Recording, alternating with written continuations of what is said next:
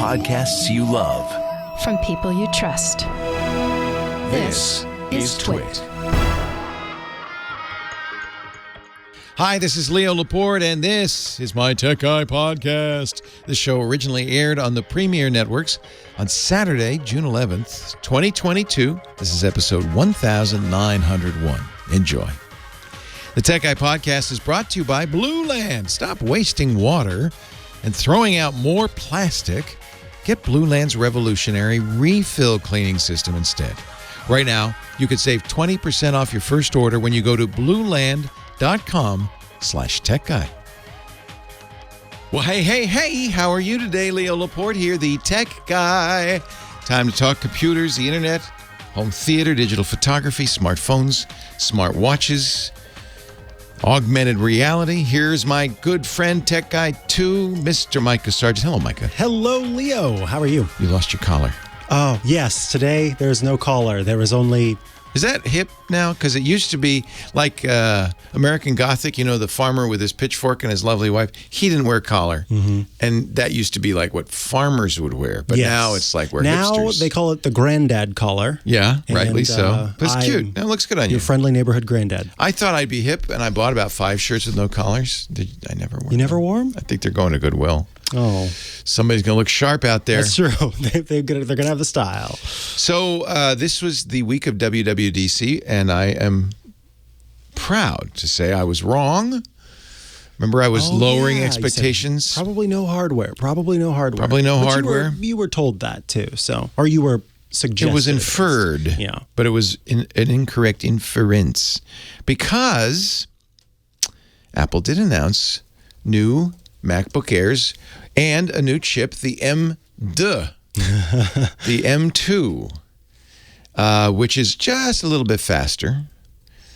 Some things are a lot faster, like memory bandwidth is doubled, which is interesting. Now, that's important because on the Apple chips, unlike a PC, but much like your gaming machine, like your PS5 or Xbox, they have what's called unified memory. The memory lives in the same part that the CPU does, which means it's closer to it, it's faster, the interconnect's faster, and that's a good thing. That's a good thing, as Martha Stewart would say, because it means everything happens faster.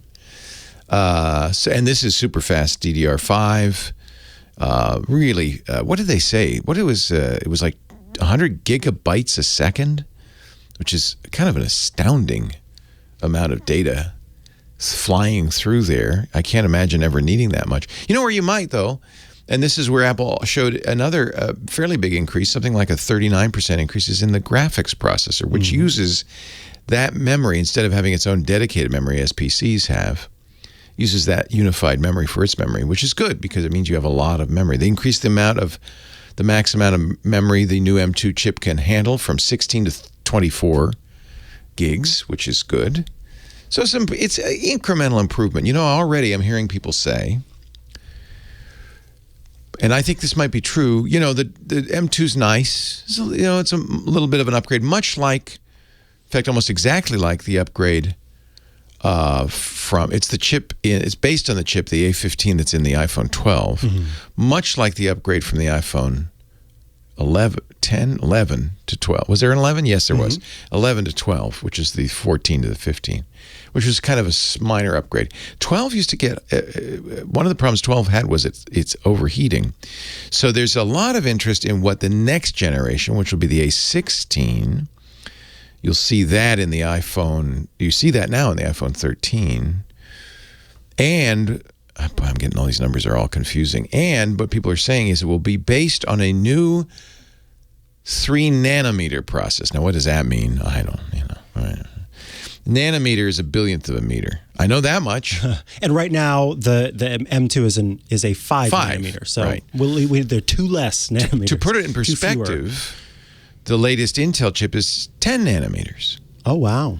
I think. Quite a difference. So I'll have to look. But I think that's correct. So, yes, quite a difference. And why do we care? Not because it's smaller. Well, it is. What's smaller is the connections between components in the processor. That's what they're measuring. But what it does also mean, it's kind of the magic of the microcosm. There was a good book called Microcosm by George Gilder. And he says, really, the secret of this to the success of Silicon Valley and the whole, computer revolution is the fact that unlike almost everything else, processors get smaller, and when they get smaller, they get faster, and they use less power, and they cost less. And that's the exact opposite of, say, your car, which is only getting bigger and costing more. Mm-hmm. And so that's a kind of a reverse situation that makes is what powers Silicon Valley. We called it for a long time, still I guess it's true, Moore's Law. He said the number of transistors on a chip will double every 18 months. And that's exactly, what we're seeing with Apple's processors. This one now has, 30 billion from 20 billion. I can't, I should have the quilt in front of me. I'm doing this all from memory. The quilt is the informational sheet. That's what our friend Andy Nutco calls it. But a 50% increase in the number of transistors. Well, that's about, that's about what you'd expect for, intergenerational. Although Apple is more like on the 18-month cycle. Anyway, I hear noises saying, yeah, this is nice. It's fine. For some people like me, and probably you, Micah, we have M1s. So do we get an M2? No, is the advice. Yeah. Now, you also have an Intel, and it is probably time to get an M2 for you. Yeah, and I have good news. I've seen the Midnight, and I'm going with the Midnight. Good. That's one of the 4 colors in the new MacBook Air. Yes. And I think the MacBook Air would be a great choice for anybody who needs a new Mac. And especially for the portability of it. I saw a photo of kind of the M1/M2 Macs that are available right now, the portable ones. And the MacBook Air is very thin. It doesn't have any fans. And it has the new look and feel of the MacBooks Pro of the M1 version. So it's as modern as it possibly can be, but Apple was also trying to reach a price point, and in doing so, released an M2 MacBook Pro at that small 13-inch size. This all is word salad to a lot of people, and I apologize. Yeah. 20 billion transistors in the M2, which is 5 nanometer. That's 25% more. 25%, yep. Than the M1. 100 gigabytes, not bits, bytes per second of bandwidth. That's 50% more than the M1. So it is, it's 18% faster performance in multi-threaded applications than the M1. Apple does not notably mention how much faster it is in single core performance. My guess is it's not, or it's a small amount. That's why they didn't mention it. They do mention it's a lot faster for the GPU, 35%. And that's important because the graphics processor on these is not quite as fast as the NVIDIA or Radeon chips available to PC users. They now can do 8K playback, just what you needed. So, it's impressive. I think more impressive, and in fact, I'm going to take a leap and say really the biggest announcements, there were 2, I think, important announcements. And the biggest announcement were and you're nodding, I know you know what I'm going to say, which is Passkey. Mm-hmm. Which Passcodes, yeah. Or Passkeys, yeah. Passkeys is Apple's, well, actually, it's not even their name. Apple's saying they're going to go along with a plan to eliminate passwords that Google and Microsoft have already announced. That makes all 3 of the big operating system manufacturers in on Passkeys, and it means you won't have to remember passwords. You go to a website, and the website will ask you the first time to authenticate with your phone, face, fingerprint, or your laptop if you have a fingerprint on that, as the new Macs do. And that's all you need. And you know what? That's more secure than a password. So this is, and it will work on Windows and Chromebooks and Android and iOS. So this is a big, big deal. This is coming soon. So that may be the biggest announcement that Apple made, and it was just a little part of their overall announcement. I think that's huge. Aren't you glad we're getting rid of passwords? Oh, entirely. I just think about all of my family members who despite as much as I say, please don't. Oh, everybody do reuse. does. Yeah, so many people are just reusing passwords. I understand. It's hard to sort of understand how you need to be aware that the smallest, like the worst site that you use, the least secure site that you use is the issue there, because that one, if it were to be hacked, is the one that's going to then result in everything else getting hacked. Until it's just hard to visualize that unless you have this understanding that we do. Yeah. The other one I thought that was very important, it's a little bit more nebulous, is the iPadOS and what Apple's doing with iPads. And in effect, really, it is more about how all of Apple's devices now have formed this ecosystem. And you want to collect all 5. You know, it's one of those things. And I think this is good for Apple's business, bad for people who want to use an Android phone with a Mac. But you know what? Are there very many of those anymore? I don't know. Apple's really been doing this for a while. If you have an iPad, an iPhone, and a Macintosh, and an Apple Watch, and an Apple TV, you've collected all 5. You get the bonus. I don't know what you get.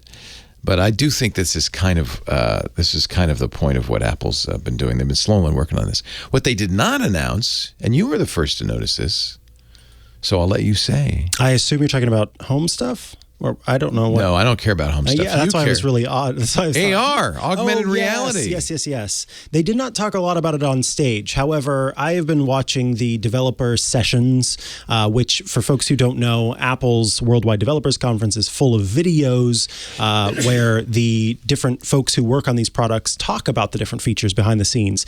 And it was chock full of different videos about AR, including a new service that's built into the next version of ARKit that lets you scan a room, and not just scan a room, because that technology has already been available, but do so in a way where it can actually determine structures in the room, windows in the room, walls in the room, doors in the room, and create a whole 3D model of a space. And developers will be able to essentially just put in some code to make this available to a person who's using their app. So if they've got an app that wants to project things onto a wall in augmented reality, then they don't have to build out the thing that actually scans the room and creates the 3D model of it. That was just one example. There's stuff about bringing virtual spaces into augmented reality.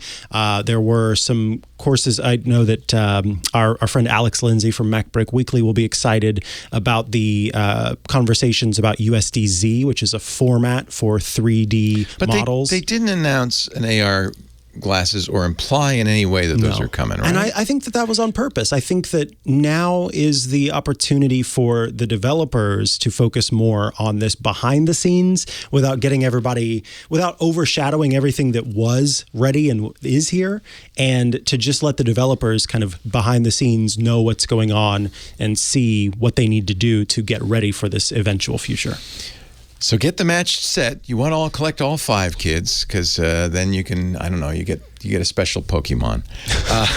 8888 Ask Leo, the phone number, 888-827-5536. I hope we didn't. That was just a crazy mishmash, a salad of ideas from Apple. Lots of terms. We'll talk about anything else you want right after this.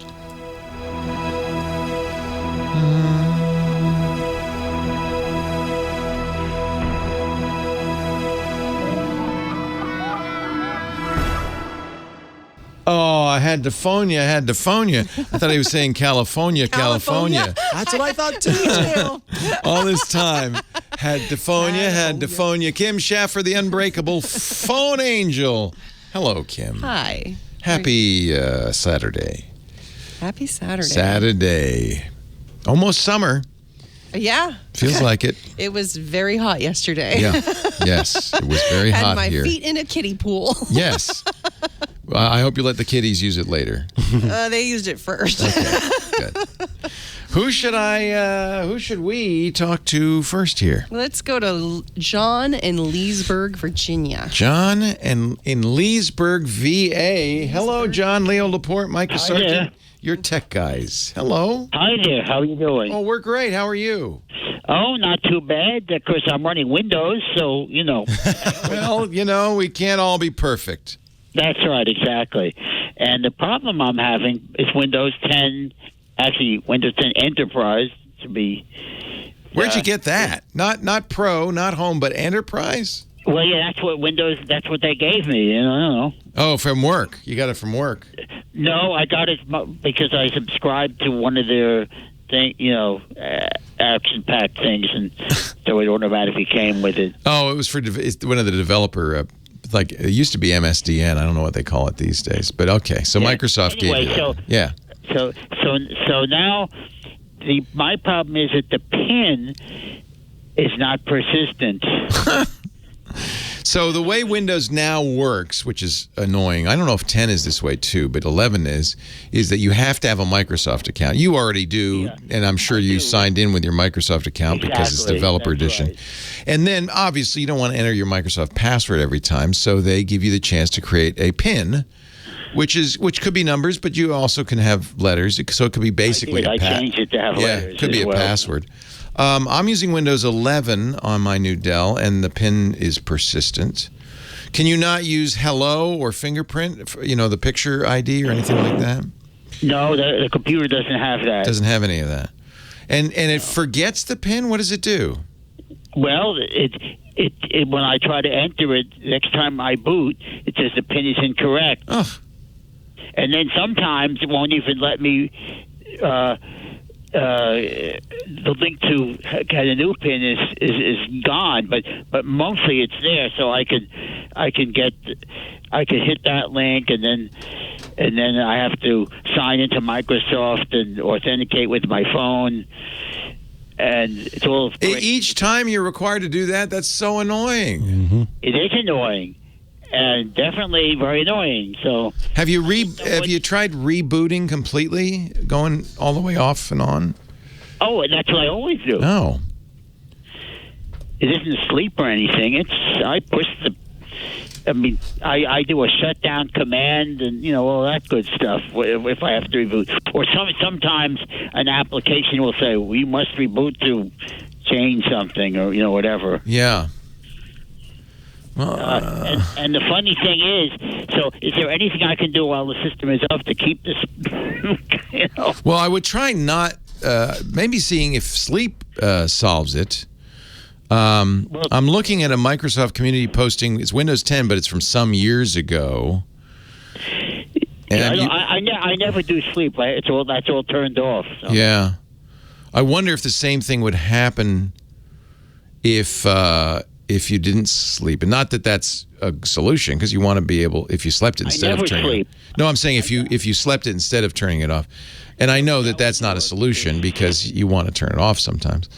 Yeah, I have to turn it off a lot of cases because some app will say you must restart your computer. Yeah, I'm seeing too. And Windows Update, and you get one of those, you have to do that anyway. So if you'd rather use your password to log in, which it sounds like you're okay with doing, I wouldn't mind doing that. Yeah, there is an option I'm seeing here. If you go into Settings, Accounts, and then Sign-in Options, there's an option to click Remove under the word PIN. And essentially what that does is it keeps you from having to enter a PIN, and instead you can just use your password to log in. And when I log in, will it say enter a PIN, or what will it say? It'll say enter your password. Oh, okay. Well, that's not so bad. If I could do that, maybe I'll try that. Yeah. Why is it not remembering the PIN? Yeah, it used to work fine, but a couple of weeks ago, maybe it sounds like the file where it keeps it, or the registry is corrupted, something like that. Maybe. And that's the kind of thing it's sort of hard to figure out. Leo and Micah, your tech guys. More calls right after this. Yeah, it's kind of a puzzle. Yeah, I think it might have been the Windows Update or something. So it worked until you did a Windows Update? I don't know if it's exactly then, but I noticed a couple of weeks ago. Interesting. Maybe, or sometime quite recently. It's not always been that way. Yeah. I might just remove the PIN. I don't care. No, because it'll still ask you for your password, so you will have that security in place. When you do this, it makes you make a new PIN each time? Yeah. Yeah, wow. But so really, the whole system is working. It's just not. It sounds like it's not storing it properly and not able to recover it properly. So then the question was, well, where does Windows 10 store that? Where does it keep the PIN? Yeah, It's going to have to keep it somewhere secure, right?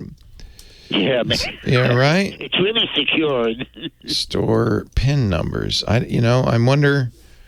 If I wonder, the pin's located. All right, here you go. See Windows Service Profiles, Local Service, App Data, Local Microsoft, NGC. Can you repeat that? Is that a file or is that a... That's a folder. A folder. So if it's in the window, in the C, I'm not saying colon backslash. It's in the C colon backslash Windows, then Service Profiles, Local Service, App Data. You might be able to get there with percent app data percent. Local, Microsoft, NGC. That's a directory, you're saying? That's a directory. And it stores it in a SAM file as a hash. So that, you're not going to be able to open up and see the pin. It'll look like gobbledygook. But you want to make sure that the system can write to that folder. Because if it can't, then it's going to have problems. The first thing I'd do is delete anything in the NG folder. Yep. We'll include a link in the show NGC notes folder, that has a walkthrough on how to do that. I would delete whatever's in the NGC folder, and then it'll say, what's your PIN? You'll have to start over. But maybe by deleting it, you can force it to rewrite it. When permissions sometimes change randomly on files, and then if it can't write to that file, it's not going to remember it. Okay. All right. Well, that's a good hint. That's one I didn't see in my Google searches. Yeah. That's a weird...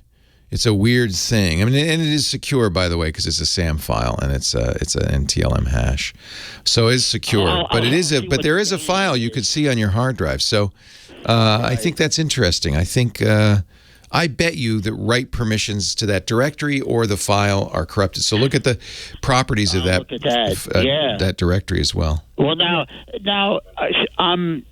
Would the write permissions? Would the permissions be for me or what permissions? That's a good question. I mean, normally I would say it's system write permissions, not necessarily yours. It would have to be root. So, but look and see what they are. Make sure something has. The system should have write permissions. It wouldn't hurt for you to give it write permissions. So if it doesn't have that, try giving everything write permissions and see what happens. What I have to do, go into the security thing and... Yeah, exactly. It's in properties. See if the system has full control of it or something. Yep. Oh, gosh. Okay. The other thing, and you, I'm sure, know this, but you know about the System File Scanner, right? SFC? Yeah. I have used it in the past. Yeah, I mean... I don't know if this will work, but somebody suggests you run SFC space scan now. What that's going to do is go through... For that? Pardon me? Will that check for something like that? I don't know. What it mostly does is look for system missing or corrupt system files. But it probably does go through folder permissions and make sure that the permissions are correct. And John, the link we're going to put has step-by-step instructions with screenshots, so you'll be able to follow along. Well, John knows. He's obviously sophisticated. I can't see, so okay. Gotcha. It'll be much good. But if it has the words are all in there. The words are there. Yeah, your screen reader will pick them up. Wonderful. Hey, John, a pleasure. Thank you. Thank you. Take care, sir. All right. Bye-bye. Let me talk about this now that I've got it. It's Blue Land. Blue Land time. Blue Land is a sponsor of our show. And I'm not only a happy Blue Land customer, but I'm really happy to tell you about Blue Land because I think there is a problem. You see it all the time with single-use plastics. That's why the ocean is filling up with garbage. Plastic, it's filling our landfills. And plastic doesn't degrade. It's not biodegradable. It's not recyclable. It just lives forever. Every plastic bottle you've ever used is still there in the landfill for 1 million years. Let's stop wasting. Did you know that 5 billion with a B, plastic hand soap and cleaning bottles are thrown away each year? Not by me, not anymore. I have Blue Land. Blue Land is an amazing idea. You buy these it's a refill cleaning system. So you buy these great Blue Land bottles. This is I was talking about the hand soap. You buy these once, and then when you run out, you refill it with a tablet. Because that's another dirty little secret of the cleaning industry, that almost all of what's in your cleaning bottles or your hand soap is water. So this is the active ingredient. You fill this to the line. They have a little line on the back here. with warm water. You pop in the tablet, it fizzes for a while, and now you've got fantastic foaming hand soap. Now I have clean hands. That is as good as anything you could buy, but this is not being thrown in the landfill every time you use it up. In fact, I wanted these because these are the hand soap bottles. These are nice, solid, heavy glass because you don't want it to fall over, right? These are a little lighter weight. These are the cleaning bottles. They should be lightweight because you're holding them. You're spritzing. And they have window cleaner. They have multi-surface spray. They have all kinds of cleaning tools. Your cleaning day will be transformed by Blue Land and their amazing scents. I'm not sure. I think this is Iris Agave. There's also a lemon scent. There's a lavender eucalyptus. This might be lavender. No, that's the agave. And they have special scents during holidays. So I got the Christmas scents for our hand soap, and I still smell like gingerbread whenever I wash my hands at the sink. These you can also get scent-free, of course. They have laundry detergent, dishwasher. These are little tablets, dishwasher tablets. They have oxy tablets, so you don't have to use bleach. They're all better for the environment, and you don't throw away any plastic at all. The only thing you need to throw away, your outdated notion that eco-friendly products are more expensive or less effective. These are fantastic. Blue Land was founded on the belief that a cleaner planet starts by eliminating plastic waste while creating powerful, effective cleaners for your entire home. And then, we get these delivered on a regular basis. There's a dish soap, which is a powder thing. In fact, I just ran out, so I washed out they have a rubber container for that. You squeeze it, put the fresh powder in. You just fill Blue Land's beautiful Instagrammable bottles with warm water, pop in a hand soap or a spray cleaner tablet, and within minutes you have powerful cleaning products. And you can buy them in kits. They make great housewarming gifts. I think this would be okay for Father's Day. The best-selling Clean Essentials kit. They have a hand soap duo. We ended up getting one of these for every sink in the house. In fact, I even got some for the sinks here at work because I want everybody to use these. These are fantastic. They have plastic-free laundry and dishwasher tablets. In fact, something for every inch of your home, including, backed by popular demand, these sell out really fast, the Blue Land toilet tablet cleaner. And they come, by the way, when you get a kit, they come in a really nice box. You could wrap this up. And I think anybody for a housewarming, this would be the best, because those are the afterthoughts where you go, I got to go out and get, cleaners. No. Bring the Blue Land. The future of clean has arrived. The refills are really inexpensive, $2 or less. And you can get on a subscription plan or you can just order them when you need them. Try Blue Land today. You'll love it. The planet will thank you. And right now, 20% off your first order. Go to blueland.com/techguy. Blueland.com/techguy. 20% off your first order of any Blue Land product. Blue Land. BLUELAND.com/techguy. I just think you're going to love these. And I know the earth will thank you. Mother Earth will say thank you. You know what? You feel better when you're not. Every time I threw out a plastic bottle, I'd feel kind of like it would hurt my heart. Not anymore. Don't throw them out anymore. And that's another thing. The amount of trash we throw out has really gone down because we're eliminating plastics throughout the house. Blueland.com/techguy. Thank you, Blue Land. Now back to the Tech Guy program. Leo Laporte, Micah Sargent, your tech guys. We spent a little more time with John. I was able to figure out where Windows stores the PIN file, and we will put a link because it's a long, darn directories tree. We'll put a link in the show notes at techguylabs.com. But, if that file, which is just a plain old file, if the system can't write to it or the folder is locked for some reason, that can happen by accident, or that file is somehow corrupted, then this could cause anytime a program can't save settings, it's usually because the preferences file where it's storing those is inaccessible or damaged. So figuring that out is probably a good idea. So we gave him, we'll give you all that information, put it in the show notes as a link. 8888 Ask Leo. The show notes are free, always available. TechGuyLabs.com. Don't count on them being there immediately. We got to put them, somebody's got to put them up there. like Micah. So we will get those all up there by next couple of days, right? Yeah, when the show goes live, my show notes are up there. So the links that we mentioned, a transcript of the show, that takes a couple of days. We also put audio and video from the show. And this is show 1901.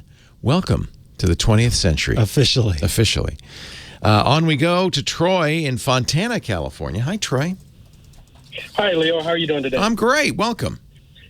Hey, so I'm calling to follow up on some advice that you had gave me a few months back with our projector system at our church, Flickering, and you mentioned the Black Magic devices and then gave us an excellent tour of your studio after that. Appreciate that. But so I did come up with a solution, and it wasn't the Black Magic devices. What was wrong? Change our infrastructure. You know what I ended up doing was I replaced the Cat6 cable going to the transmitters, the HDMI transmitters, with shielded cable. Yeah. So it's just interference on the Ethernet. Yeah, and then I was still getting a little bit of interference, so I ended up replacing the last 3 feet HDMI cable going to the projector with a shielded HDMI. There you go. And it completely solved the problem. That makes sense. Yeah. So there was radio interference getting in there. As I remember, you had a fairly long throw. It was how many feet? 150 feet, something like that?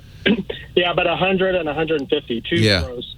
Yeah, so of course HDMI won't go that far. So you're using balins to convert HDMI to Ethernet. And yeah, if you get stray signals in there, that makes a lot of sense. That's the kind of thing. Gosh, you'd think Cat6 cable would be shielded. That's interesting that it's not.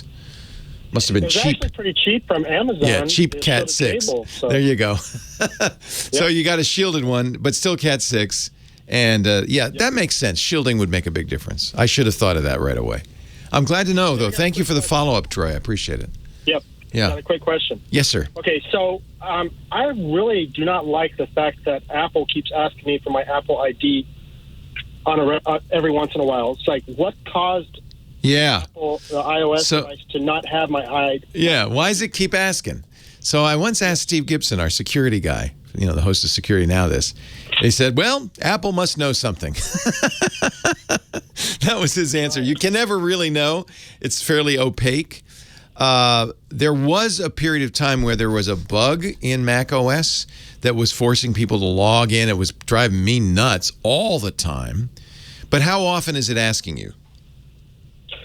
Just asked me this morning. And another thing that it should be every 10 days, 30 days. There should be a period of time. And that's just to re-authenticate to make sure you're okay. So I use the password feature in iOS, and all my passwords are listed there. Yeah. This morning, when I went to log on to a website that needed a password, every single one of those passwords were gone. Oh, no. So I restarted my phone. They showed back up. But my question is, I feel like I need to save all these passwords offline in a little black book, because if I lose all those, that's...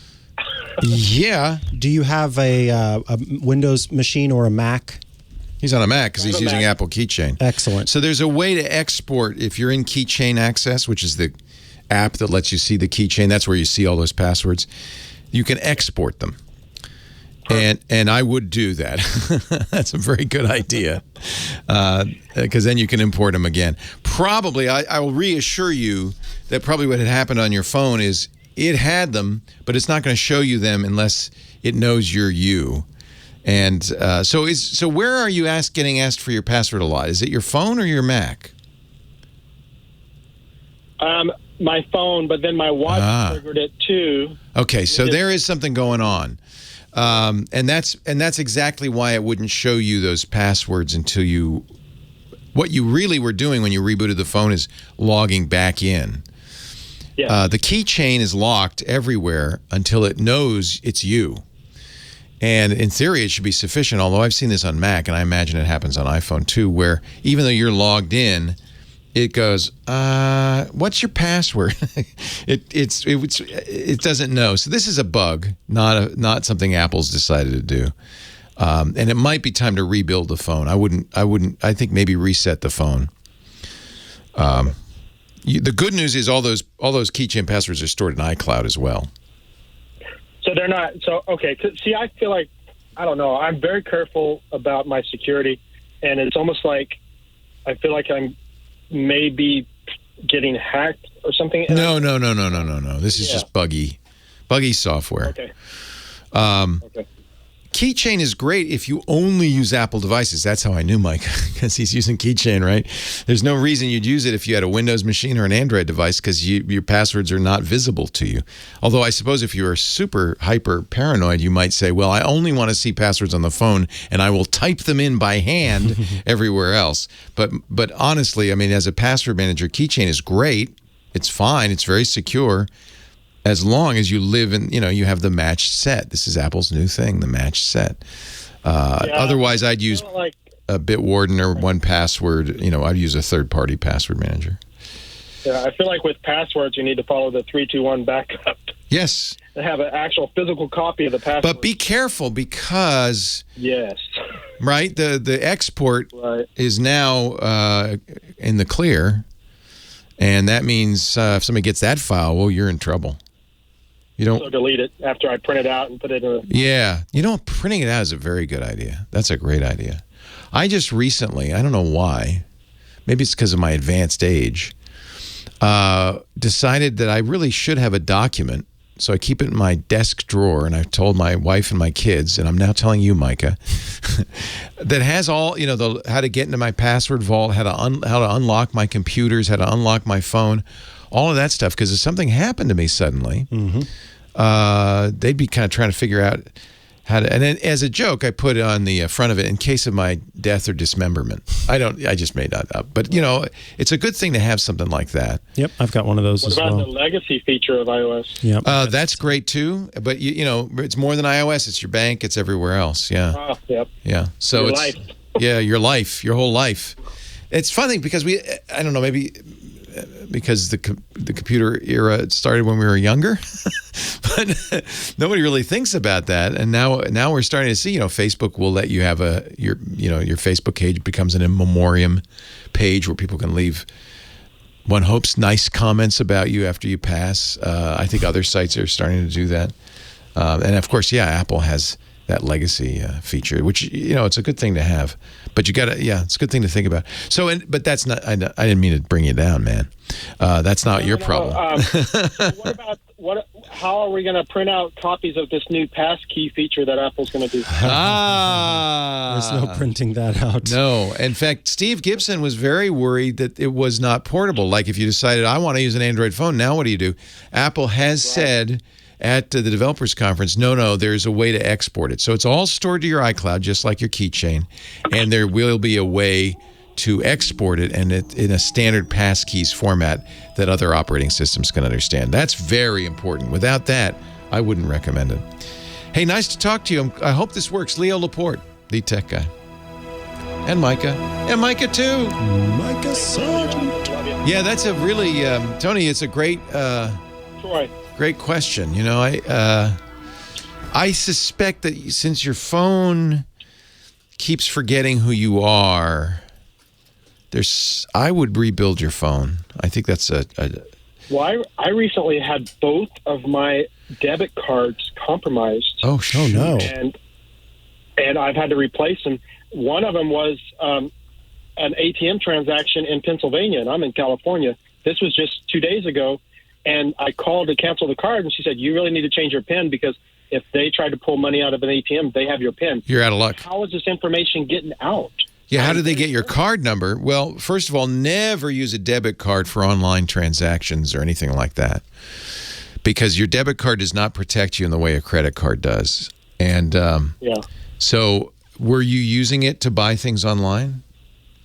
No, just gas stations and... gas stations. Oh, no. Okay, I know what happened. Skimmed. You were skimmed. Gas stations are the worst place to use a credit card or a debit card. Yeah. You know what I do now?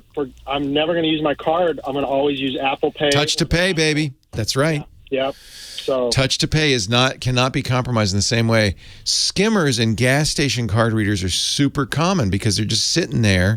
Nobody's watching.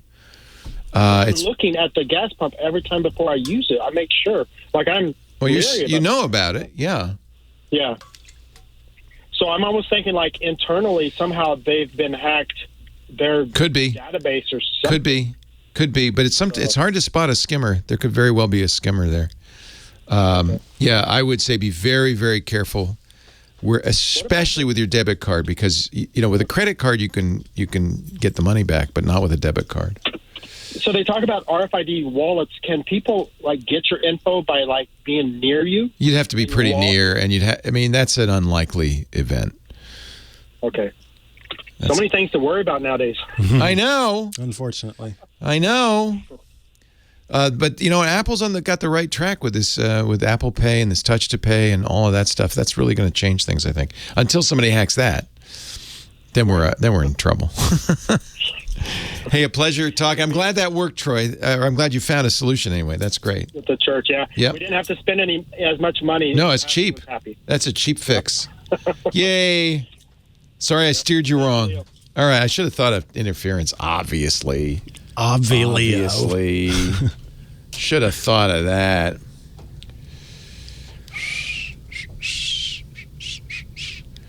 Debit cards have some protection. I think it's, but you can lose more than you can. I think it's credit cards is $50. I can't remember what it is with debit. And your bank may have different policies. Did you know we have a band every weekend that plays these interstitials? Oh yeah, they're sitting there. Yeah. They hang with Laura. They're nice guys. Amazingly, it's only 4 of them. Wow. But the synthesizers these days, you can do so much. That makes sense. That makes sense. Yeah. Laura, what are their names? The Manny, Mo, and Larry, I think. What's the 4th one? Because you said there are 4. Joe. Yeah, Manny, that's Mo, right. Joe and Larry. I think Joe keeps flirting with Laura. That's why I forget his name. Yeah. Joe. He's cool it, Joe. Giving her the eyes. Focus on your triangle, Joe. Yeah, Joe's the bell guy. Tick, tick, tick, tick, tick, tick, tick. Tick, tick, tick. We should talk about skimmers, actually. That's a good consumer topic. It's your tech guys, Leo Laporte, Micah Sargent, taking your calls, talking high tech. What's a card skimmer? I heard Leo mention a card skimmer. What's that? What is a card skimmer? It is a device that bad actors use to be able to... You mean like Nicolas Cage? Bad guys, yes. Use to actually pull the information from your card, that magnetic strip, or in some cases, the other chip, to be able to pull the information off of there and figure out what your credit card or debit card's number is, and use that to steal your money. So when you put your credit card in that slot, it's reading the card. It's easy for them, and it happens all the time at ATMs. Gas station pumps are very, very common, for them to put some electronics in there. Indistinguishable. You can't tell. Sometimes you can. Yeah. But usually you can't. Typically slides over the top, and it, just like a glove, it fits on there, so you wouldn't even be able to tell. Yeah, and you go, and maybe the gas station gets it, but they do too. Yeah, same time. And they put that on there, and this is why gas stations are prime, because the pumps, nobody's looking at the pumps. So they put them in, they come back a day or a week later, they collect all the credit card numbers from the gas station. So yeah, if Troy's debit card got detected, that's a problem. You should also check with your bank on the protections you have. Different banks have different rules with debit cards, but they're not required to back credit cards debit cards in the same way they back credit cards. I think a credit card you can only lose $50 max. I think you can lose more with a debit card. So I'll have to ask Clark Howard. So there's something to pay attention to. A number of consumer financial experts say never use debit cards. I don't go that far, but use them carefully. Michael, Glenside, PA. Hello, Michael. Hi, how are you? I'm well. How are you? I am great. I just have a really interesting question for you. I love interesting questions. We do. My really, really old Windows computer died. It finally won't boot. So I took the SSD out of it and put it into my Mac, which is equally as old. And I thought, I'll just reinstall the operating system on it. So I held down the control or the command key and R, expecting, to reinstall whatever OS it'll let me. And the thing is booting into Windows. It's now a Windows computer. Amazing. Wow. I don't get it. Because it's an Intel, those older Intel Macs are basically indistinguishable from Windows machines. They use all the same parts. Apple has some drivers that you can download. Apple made a thing called Boot Camp that would let you take over the hard drive and put Windows on it. In fact, you could eliminate Mac OS, but you probably wouldn't want to. You have a dual boot system. In effect, you've boot camped your Macintosh. I'm frankly surprised. A little surprised, yeah. But yeah, now you may have some issues with some hardware, so you probably want to. Well, no, you don't care. There's only one thing that doesn't work, and it's the sound. There's no that's sound. Right. Yeah. So Apple with Boot Camp, before you install Boot Camp, they'd have you download stuff from the Apple site, and those are all drivers, Windows drivers. None of that works anymore with M1. You're out of luck. Yes. So do you want Windows? Well, it's not. It's kind of funny. I know. Walt Mossberg, a longtime tech reporter at Wall Street Journal, said the best Windows machine is a Mac. Son of a gun. Because they make good hardware. Yeah. It only has 4 gig of RAM, so I was thinking it would be kind of nice to see if I can get the Macintosh operating system on. Is there a way of sort of overwriting what I have now? Yeah, it depends how old that Mac is. Yeah. But all Macs have a recovery mode, and many Macs have network recovery. And I can't remember how the key combination for that, but it's Command R is rescue. I think there's one more key you're supposed to press, and then if that Mac isn't super old, it'll say what's your Wi-Fi login, and then it can actually download the operating system and install it on that SSD. Otherwise, you can probably. What vintage is that Mac? I believe it's 2008. It's a MacBook Pro, a 17-inch. Okay. Does it have a CD or DVD tray? Yes, it does. So you might be able to go on to eBay or somewhere and get a Snow Leopard Mac OS. I think that's the last one you could install on there. This had El Capitan, and it wouldn't let me go any higher. Okay, good. El Capitan's newer than Snow Leopard, so that's good. You could also donate it to a museum. You could put Linux on it. Command Option R. All right. It's Command Option R. So Command R is recovery mode. Command Option R is the network boot. See if it works. It might. I don't remember how far back that goes. There's a great website for this, everymac.com, that you can say, here's my model, and it will tell you, here's what version of Mac OS will work on it. It'll tell you if it can do that, network boot thing, all that stuff. I'll try that. Yeah. I mean, it's fun. You got a toy. I mean, that is really fun. I presume you have more modern computers. Well, I have 2 Dells from 2010. What are you running an old age home for computers? Is that it? Honestly, they keep on working, and I think it's a sin to get rid of them. Oh no, you know what? What I need it to do. Thank you for saying that. It's absolutely a sin because this, especially solid state hardware, it just doesn't wear out. Right. But what does wear out is operating systems and software, and companies. And I guess I understand they're not obligated to keep this old stuff going. But it is I agree with you 100%. The last thing you want to do is put that in a landfill. That's why I really like Linux, because they really make sure that there are versions of Linux that will run on, 20-year-old and more hardware. Oh, that's a good idea. I could try Linux. Yeah. Linux is actually probably for 4 gigs of RAM, probably the right way to go. There are small Linux distributions that are designed for that. Right. That's probably the best way to go. I mean, and honestly, as much as people act like it's, a religious war, there isn't much difference between any computer operating system. They all do about the same thing. And nowadays, there's software to do pretty much anything you want on Windows, Mac, or Linux, so it doesn't really matter. It is a shame. I agree with you. It's a shame to throw them out. That's why Linux is great. Yeah, I agree. Thanks for the call. I appreciate it. All right, Michael. I've been listening to you for a long, long time. Yeah, I guess that's a good thing. Yes, that's a good thing. Yeah. Yep. Yeah. Thank you, Michael. I appreciate it. All righty. I've been doing this for a long. Can we install El Capitan on you? Nope. Nope. Snow Leopard, that's the latest. Okay, got it. Yep. Sorry. Let's see. I have another minute. We could do this real quick. Let's do that. What is that? You're holding up an orange card. I'm holding Did up I an get a orange card. penalty? Yes. What? So we have. You know what? I almost sprayed my throat with hand sanitizer. Again? Yeah, where's It's over on the left. Okay.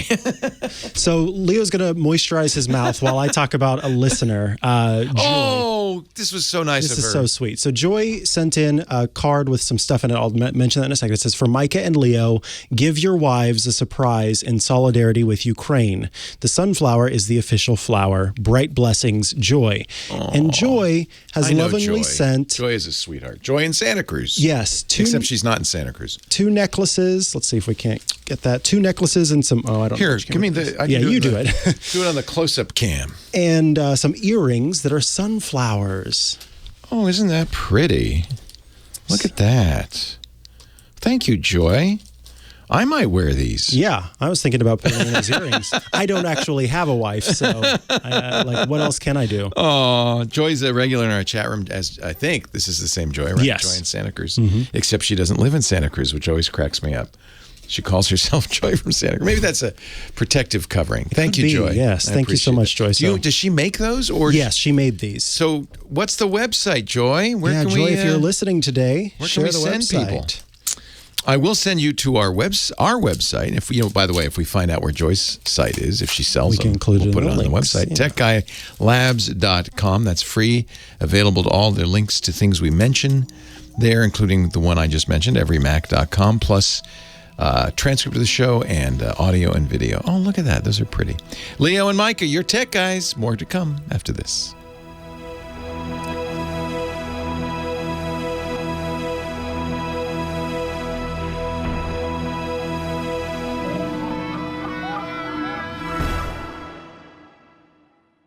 Wow. Can't get the little... There we go.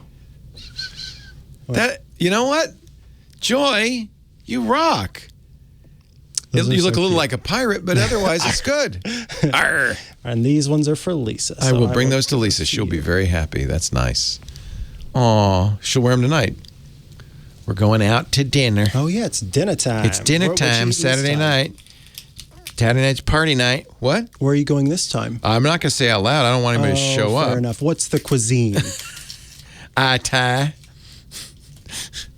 Got it. We're going. Well, it's funny. She says, "Well, where do you want to go? You want to go to the Shuckery? You want to go to Reese BC? You want to go to Central Market? Our favorite, which you guys, well, maybe not because you have such finicky food tastes. It's not taste, Leo.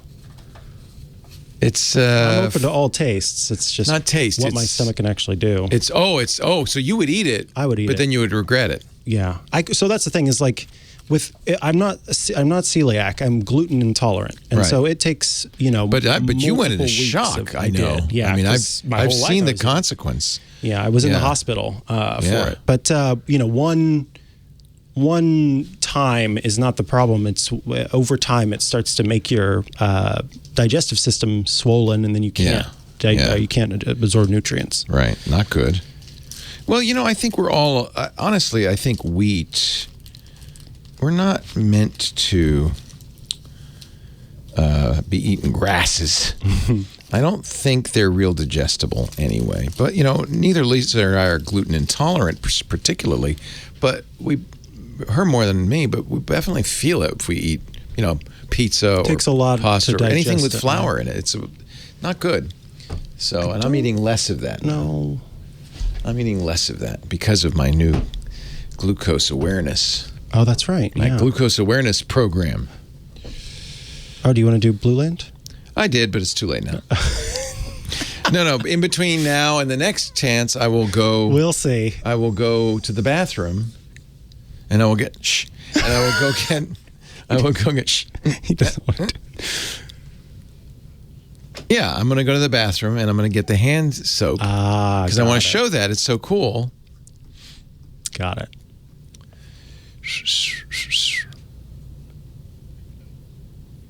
Oh, it's messy. Mezzy. That's true. I have to squirt it out. Yeah. All right. Let me take another reading. I check my body odor every hour just to see.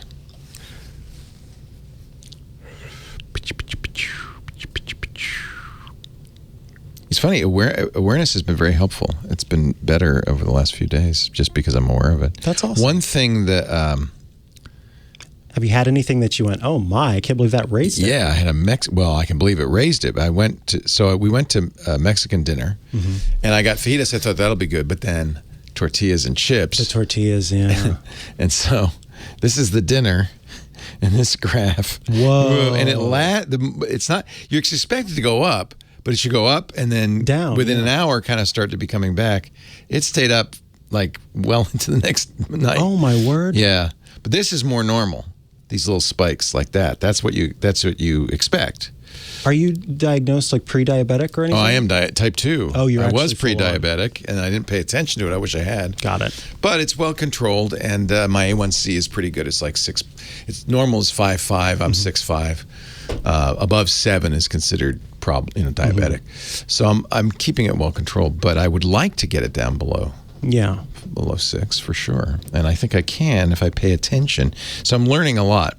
For instance, heavy exercise will spike it. Yes. I actually just learned that from a friend of mine who's type 1 diabetic. Yeah. And I didn't know that. So this spike is actually my trainer, working out with my trainer. But see, it does come back fast.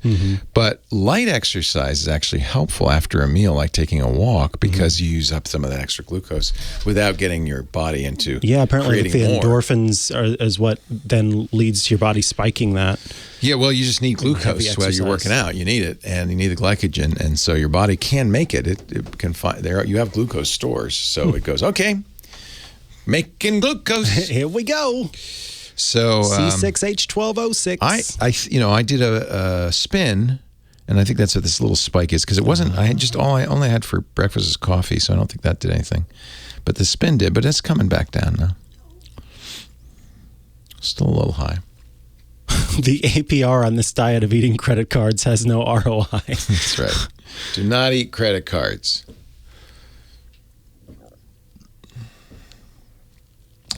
Oh, I'm a yo-yo. I've been on every diet known to man. I was telling the dietitian, yeah, which diet are you? Name it, I've done it. I've done it. Weight Watchers, yes. Atkins? No, I never did Atkins, but I did keto for a year, remember, with Verda. Yeah. I did hardcore keto. That actually worked. My A1C went down to 5.3. Wow. Yeah. That's nice. It really worked. Noom worked great. After 6 months, I got kind of tired of logging. I'm still doing it because I'm logging for this.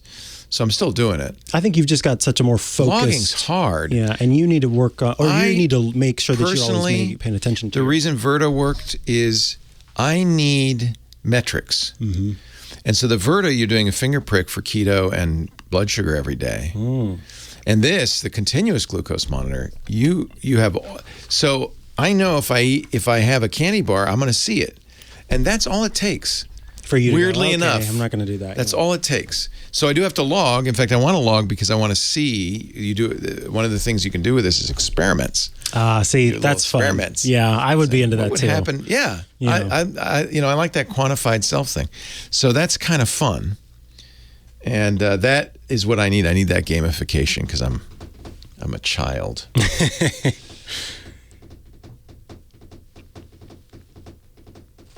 Honestly, I think we should all have the option to have those just because, like, you can. This body that we have. This is the future. And I tell you, if somebody finally, like Apple, figures out how to do this, will change more than just diabetics. It will change the world. Yeah. This thing, athletes are using it and stuff too. Is very, very valuable for you to track that. And might want to track other things, but the more we know, all of those things can come together and find trends in your own health. You can see exactly what's going on. For me, it's all about blood sugar. That's a big one. So I'm paying close attention. If I could measure my liver and kidney function, I would, but you got to go to the doctor every 6 months. Yeah. Glomerular filtration. Yeah. Well, and when you get type 2, they look at that because that's just one of the consequences sometimes of elevated blood sugar is your liver gives out. Got it. Your glomerular filtration rate goes down. And mine is, but also that goes down with age, so mine's kind of normal for my age. So I have a continuous glucose monitor, the Freestyle Libre, but there are quite a few different ones.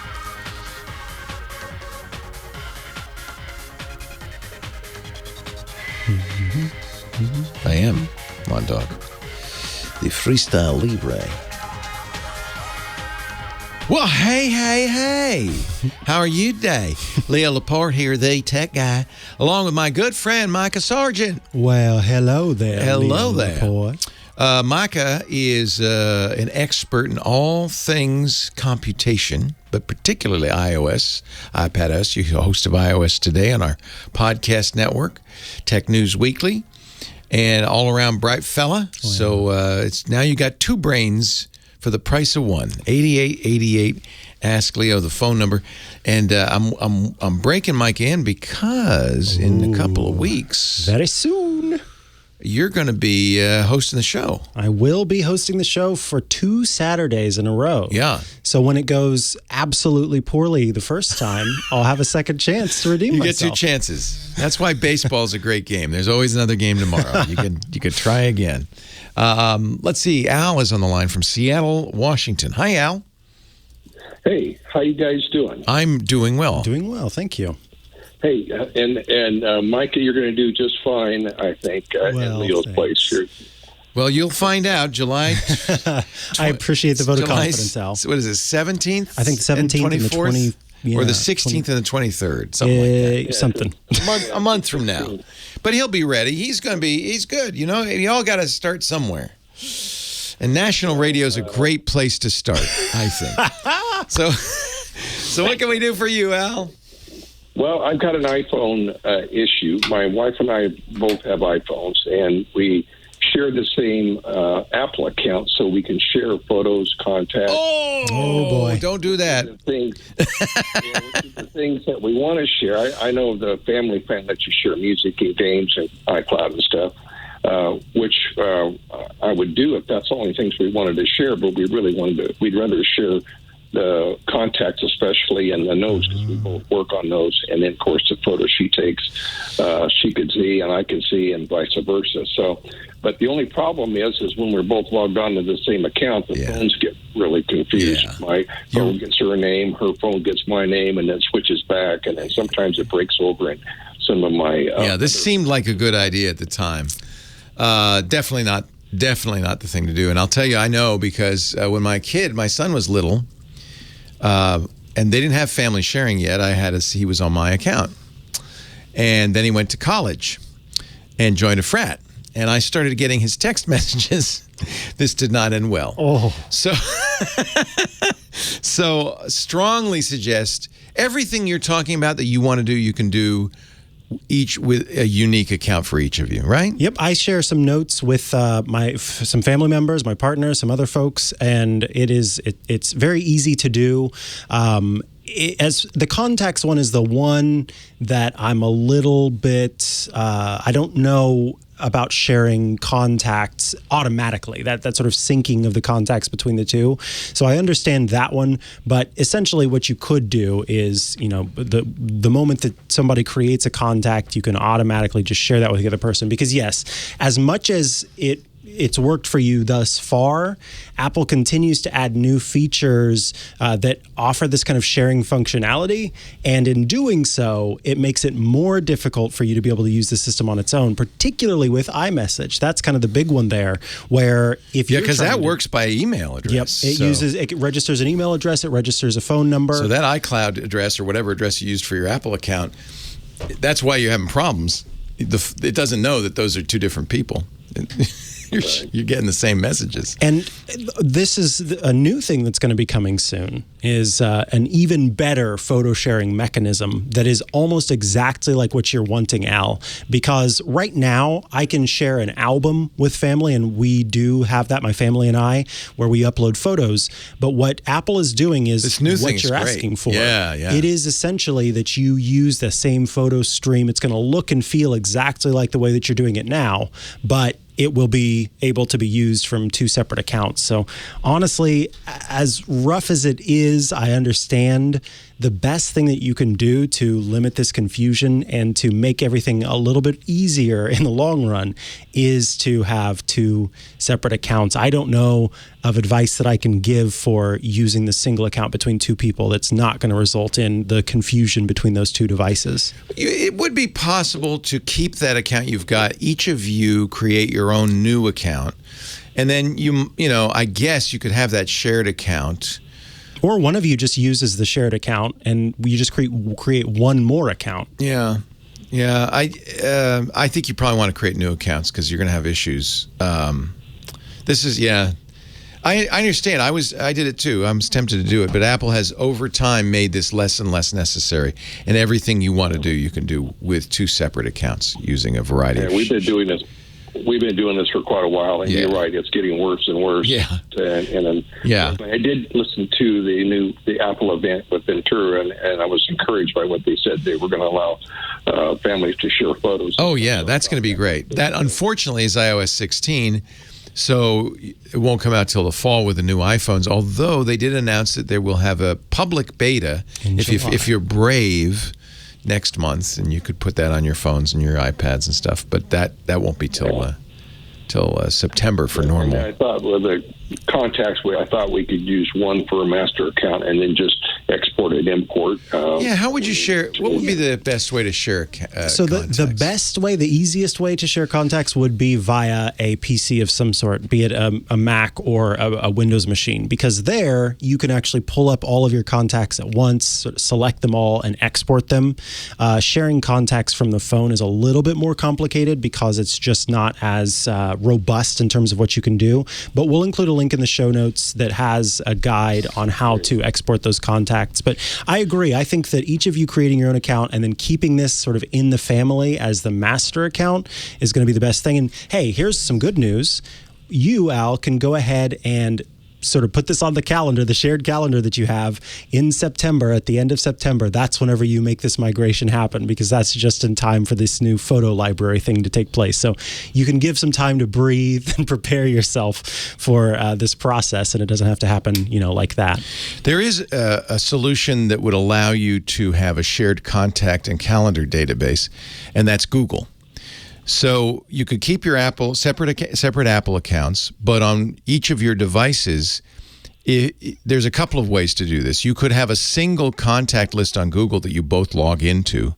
It's not a problem to have a shared Google account because it's just Google, right? You make a new account, make a new Gmail address that's just for the family plan.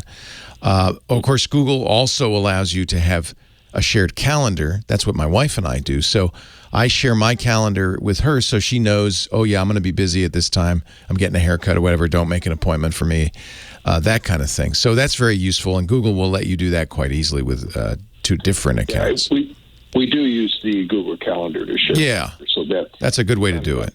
Yeah. I didn't think about adding contacts to the Google stuff. You could do contacts too. It's not quite the same, but you can have a single contact list that you both share. Yeah, that's one complaint I have about iOS to this day, is that there are still some things that you just simply cannot do on the system itself, and Apple will just point you to iCloud.com to do it, or tell you, open it up on a Mac or a Windows machine and do it there. So contacts, unfortunately, is still one of those things where you need to go to iCloud.com to export them, or use a Windows machine or Mac. Yeah, we have hundreds and hundreds of contacts. Make a single account on Google. I would make a fresh Google account so it doesn't impinge on anything you've got. You could have you have a single contact database that you both log into.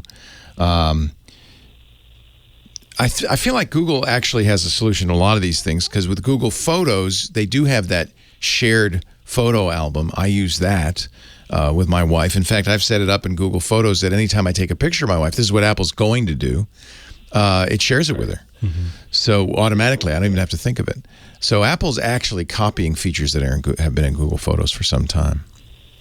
Well, good. I hope they copy a few more. We'll keep thinking about it, Leo. I'm going to be cruising with you on the 16th. Are you?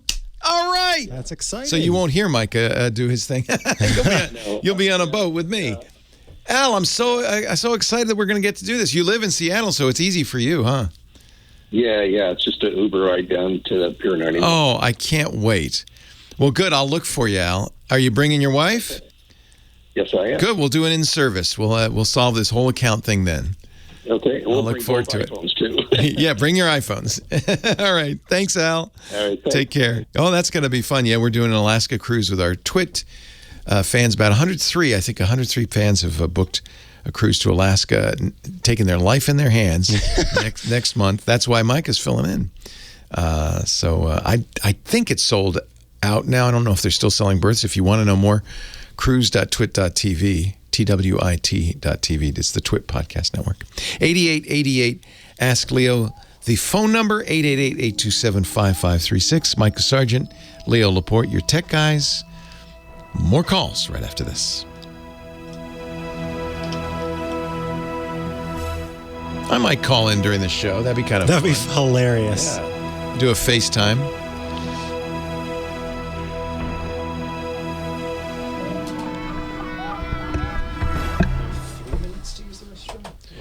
Oh, yes, you have time if you wish.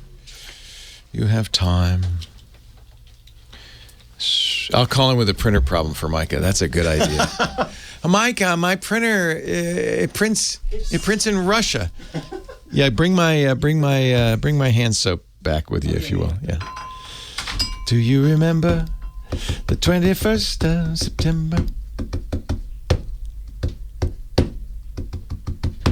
Micah Unleashed.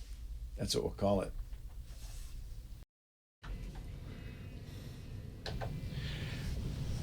Hot Tramp, I love you so. Leo, that's the song. I'm not talking to you. Leo Laporte, the tech guy. Micah Sargent, tech guy 28888. Ask Leo the phone number. And Stuart is on the line from Los Angeles. Hello, Stuart. Hey, Leo and Micah. How are you guys? We're great. Doing well, thank you. Welcome. Hey, about 3 weeks or a month ago, somebody called with a problem I had for years, which is the iPhone being plugged into a car radio that would suddenly play the most annoying song on my list. Well, it wasn't originally the most annoying song. It only is now. Yeah.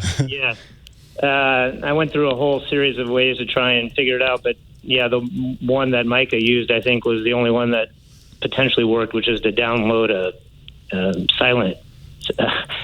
That's so ridiculous that you have to do that. I know, but I did figure out a way, and Micah tickled it a little bit a few weeks ago with saying it had to do with shortcuts. So I kind of played around with it and did some investigation and found out a way to make it happen. Oh, this is the long way around because it requires programming, but a little bit. It solves it. Yeah, so if you have to do a two-step process. One is you create a shortcut and you call it whatever you want, like stop annoying playback or whatever. And then you, under the all actions area, you create the shortcut which will pause. I think it's titled under media play/pause. And then you save that either to your screen or your home screen or some other place. And then you create an automation. And under personal automation, you say whenever the phone is plugged in to a charger, you run that shortcut. And so whenever you plug it into the radio, it will detect power coming to the Type-C connector, I guess, or whatever the Lightning connector is. And then it will run the automation, which will then run the shortcut. So ridiculous that we have to do this. This is so nutty. You mean there's no way to tell Apple? This is because it's such an old technology. Essentially, when someone plugged their iPhone into their iPod into their car, they didn't want to have to go through and find the song to play. Just pick it up where it left off. Or if you had a random MP3 player of some sort, it would just automatically start playing. But iPhones and the MP3 players only had one way of playing music, so there wasn't a problem. But if you have Spotify and Apple Music, and you have music on your phone, they have a variety of sources, you have YouTube, it will play. Does it always play? No, it'll just stop. It will just stop. Well, you can do whatever you want. No, I understand your script will fix this, but I'm just curious, without the script, is it the same program every time? Without the script, it's runs Apple Music. iTunes. It runs Apple Music. Yeah. It runs the first letter that matches Yeah. So that's why Micah has a song. It's called A. Very good song. And this person released a silent track. I bet he makes a lot of money on it. It's about 9 minutes long, I think, maybe even a little bit longer than that. And that gives you Apple enough Music. time. Yeah, it's on Apple Music. You can download it. It gives you enough time to be able to find the songs that you actually want to listen to. And you don't get blasted with what used to be A Flair for the Dramatic, which is a song from A Funhouse, which is a musical. And so it would always So it's start with that in my car. alphabetically the first song. Yeah, because again, we're going back to old school when you had a playlist of songs and it would just do it alphabetically. Wow. I think about back in iOS 8 or something, they did have a switch on it that said play whatever I was listening to. So it's the last And in song. one of the updates, no, if you were listening to a podcast or whatever. Okay. Well, that's good. I wonder why they took it away. And it would just continue it. But then when it went from iOS 7 to 8 or 8 to 9 or whatever, suddenly that was gone. That took away that feature. I don't know why they did that, but they removed it. Must have gone all in on CarPlay. So you get the Black Diamond tip of the week for the expert user writing your own Apple shortcut. But honestly, it's a good thing to learn how to do these. Yeah, this is the only shortcut I used, actually. Yeah. So I'm not like a shortcut expert, but I figured it out. Was it hard? It wasn't that hard, was it? No, it's really easy. Yeah. Like I said, you go to shortcuts, you open it up, and you just say, create a shortcut. They've got a list on the left of all the actions you can do, so you can just pick one.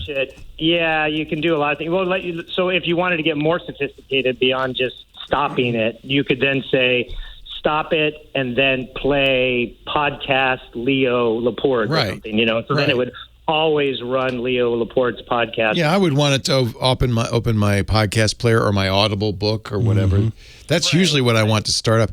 In fact, I'm using CarPlay in my Mustang Mach-E, and it always starts my audiobook. Yeah, the way you can avoid this, I have with mine, because mine's Bluetooth, and so I have the Audible app open before the car even starts, and in doing so, then it'll just automatically hit play on whatever is currently streaming. CarPlay, I don't even have to have it open. CarPlay bypasses this problem. Yeah, CarPlay's the future. I have a car that has CarPlay, and I plug in, and it will just play whatever I was listening to.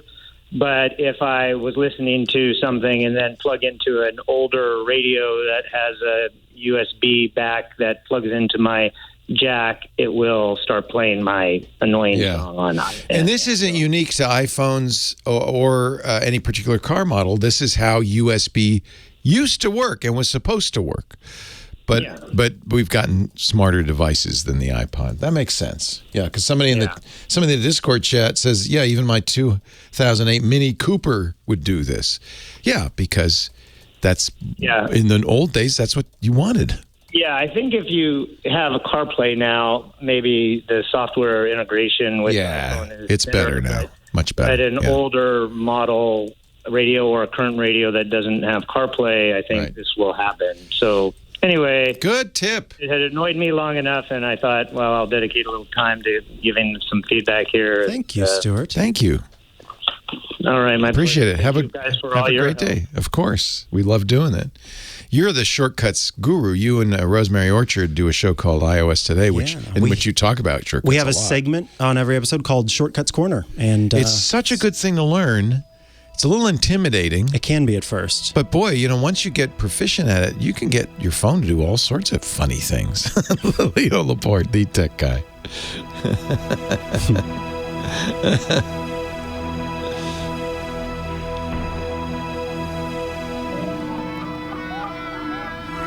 Oh. Did you see the American Gothic remake? I posted it in there from... I saw it with you? Yeah, it's horrifying. Yes. I hate it so much. Yes. Who is that? Is that you? Tokyo Tony did that, yeah. So he's doing some sort of weird morph? Face It doesn't look like you. No, it only... Is that a really old picture? Or? I don't know what photo they used.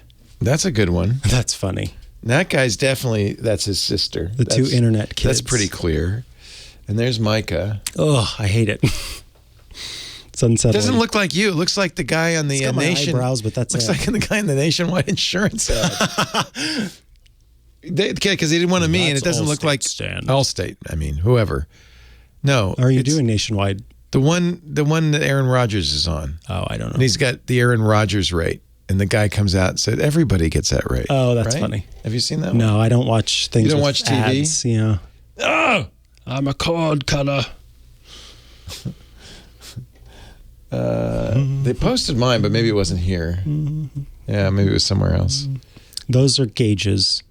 Oh, I don't like that. Hello, Johnny. How you doing? Wow. I am Look glad at to that see fancy you. wallpaper you got there. Oh, he's in a hotel now. No, Did the photos give Wait us a hints? minute. You're not in a hotel?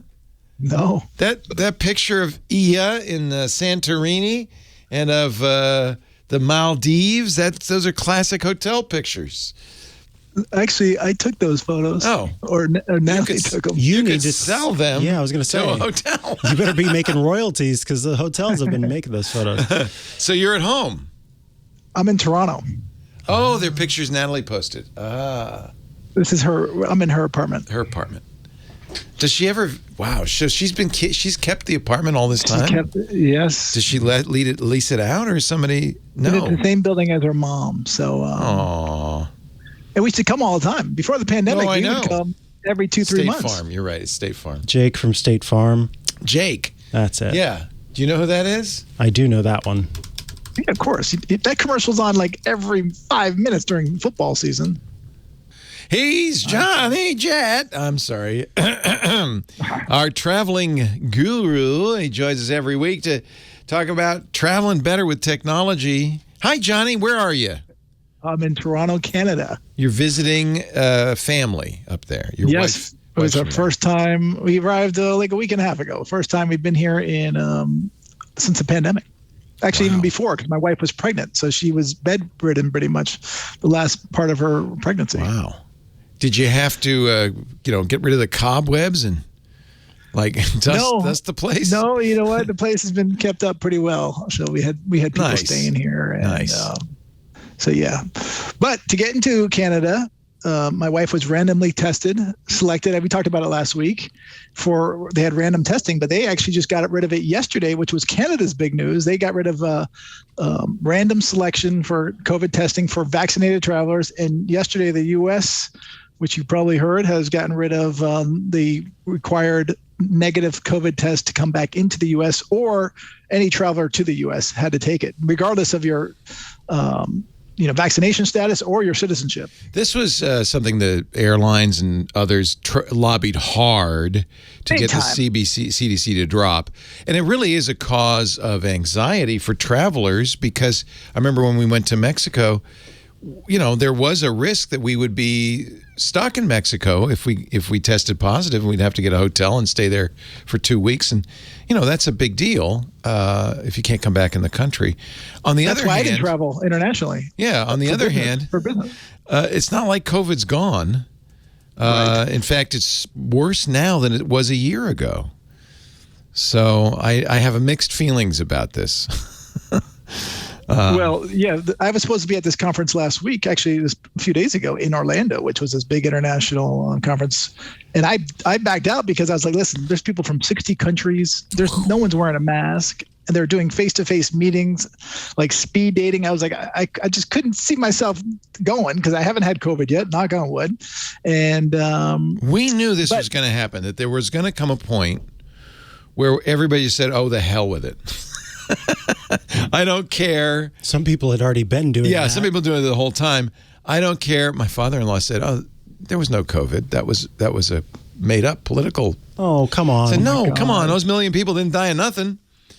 Definitely there was COVID. But anyway, gosh, I'm honestly very worried still.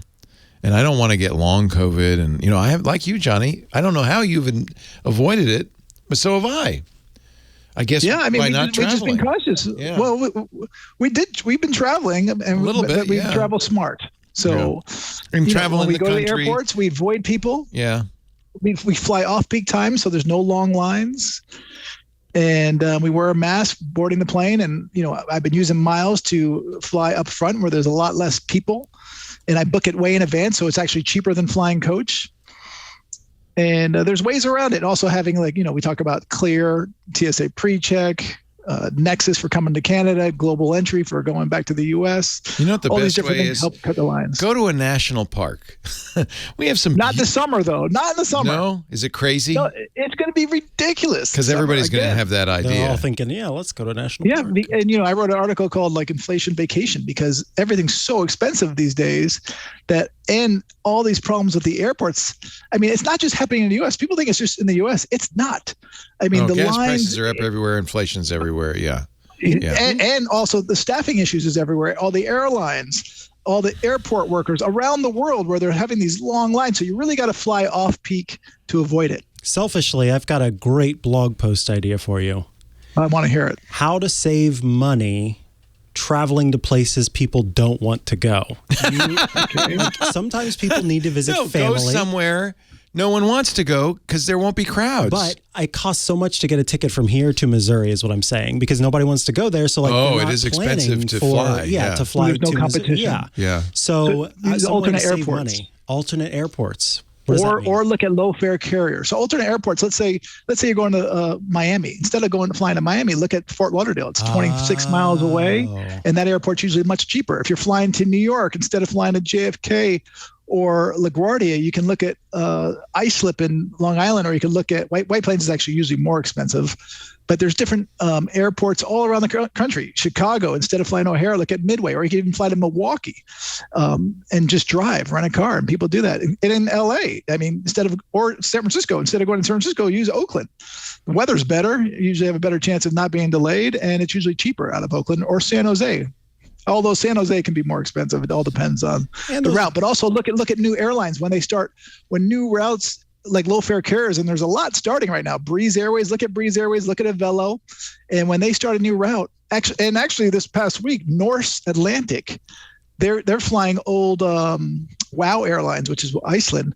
They're flying from LA and I think San Francisco to Berlin. Actually, no, it's LA and New York to Berlin starting in August for $120 each way. So, but to get to Missouri, you just have to look at different airports. Okay, so fly into St. maybe rent a car. Louis instead of flying into MCI, for example. But if you're by yourself, it's not worth it.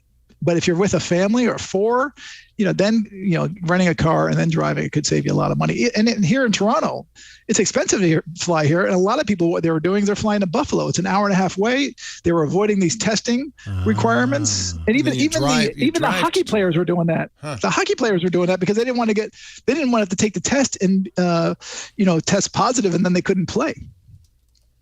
So they were avoiding that. And also, you can also save on money on taxes. To leave Canada is like, at least $58 just the departure tax. What? I got a tip. If you have a big family, you want a tip? Yeah, let's hear it. I did something really dumb. I told you my daughter's in Portugal. There was a mess up, and she didn't have her passport, and we had to get her extra passport, so I had to do a last-minute booking on the airplane, and I got freaked out. I wasn't paying attention. I went to Kayak. Okay. Don't go to Kayak, because then when you say buy it, instead of taking it to the airline site, it took me to a Spanish travel agency called Travel Genius. Yeah. Yeah. I later looked at the reviews. 1 star, baby, and that's generous because I didn't even know. I'm buying a ticket from them. I'm not even buying it from the airline. Then they go try to get it from the airline. Wow. They have all sorts of non-cancelable administrative fees, all sorts of different rules. It's a completely different. Buy a ticket from the airline, right? Yeah. Well, we talked about it last week. Avoid third parties. You can use them to search, find out what the price is, or for package deals. But if it's a really good deal, then use them. But if you're only saving a few dollars, then you should have just gone right to whatever airline you booked it on, TAP or American TAP. or Iberia. Yeah. So TAP.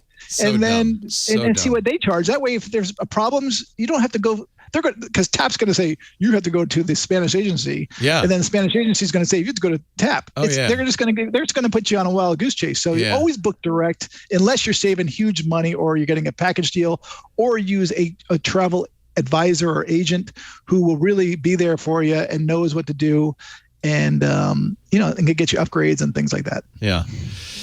So now the other thing is I was rushing. So now she has a flight next month to Portugal.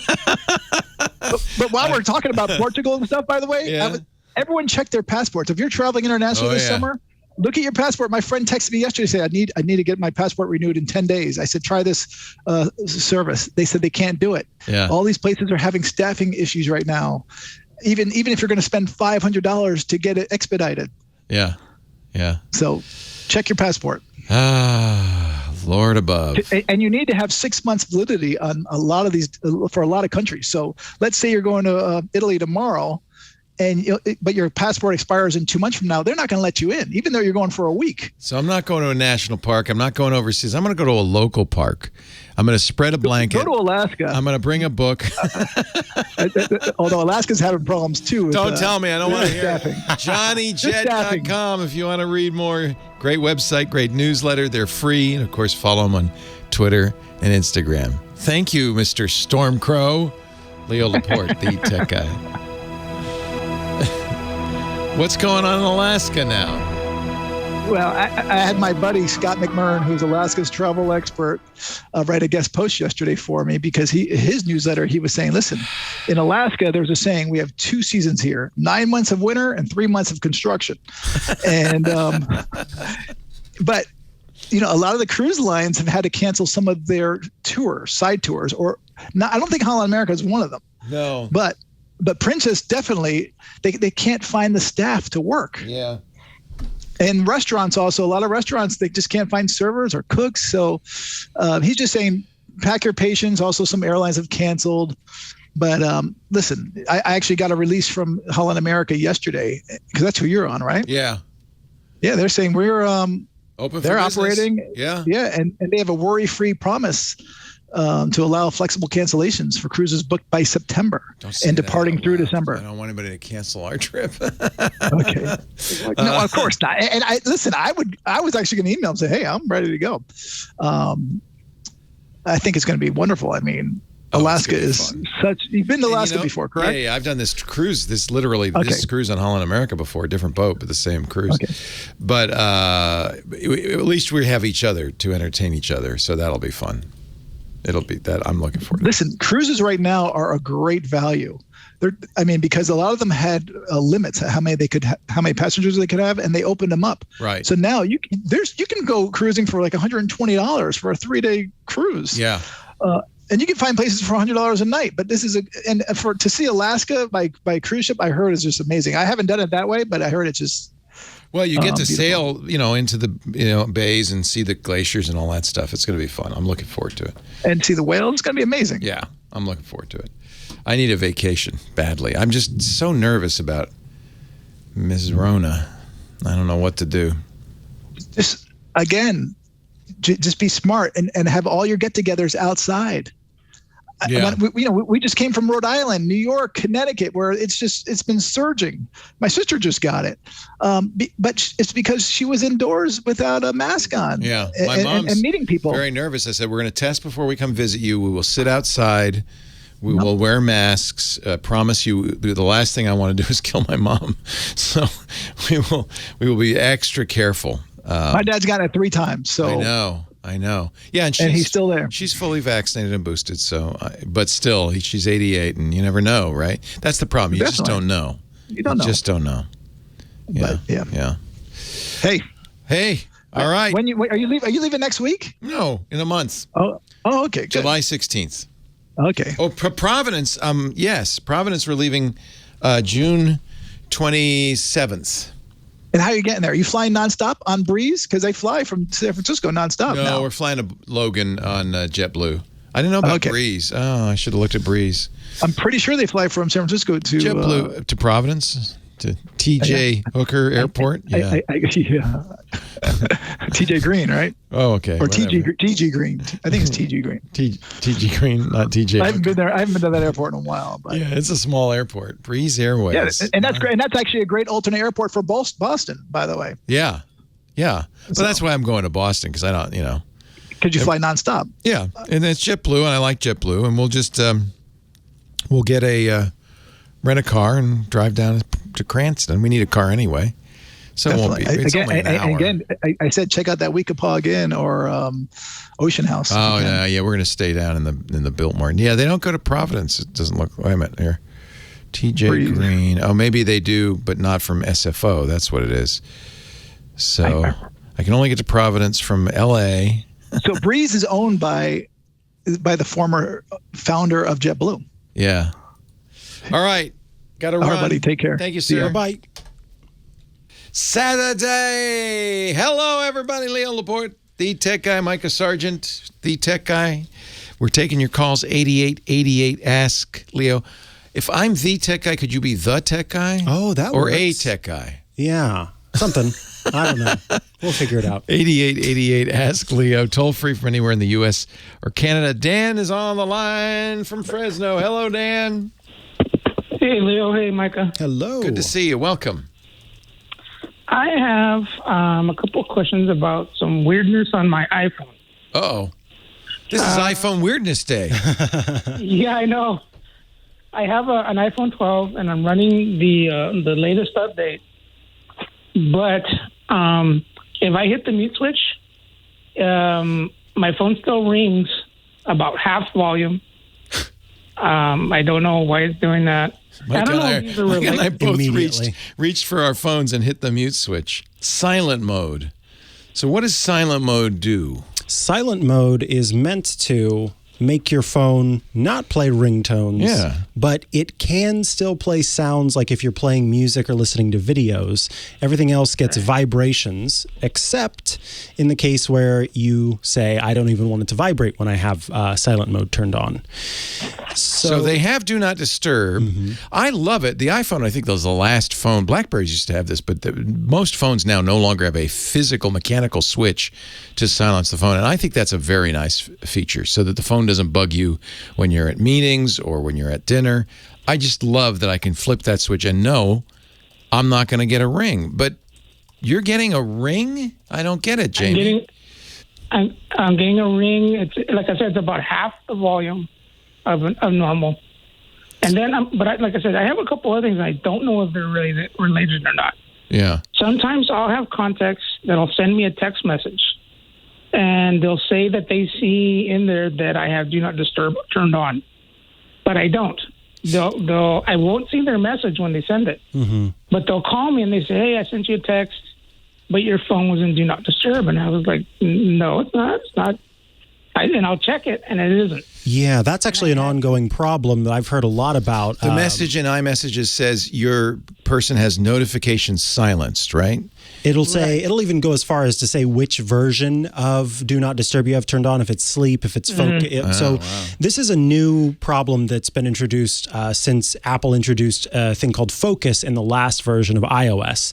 And the way that I have been able to correct this for other people, in some cases, because in some cases it still wasn't working for them, is you launch the Settings app, you go down to the setting called Focus, and inside of that, there's an option that says Share Across Devices, and toggling that off and on again can sometimes bump the cloud that has registered that you have this mode turned on.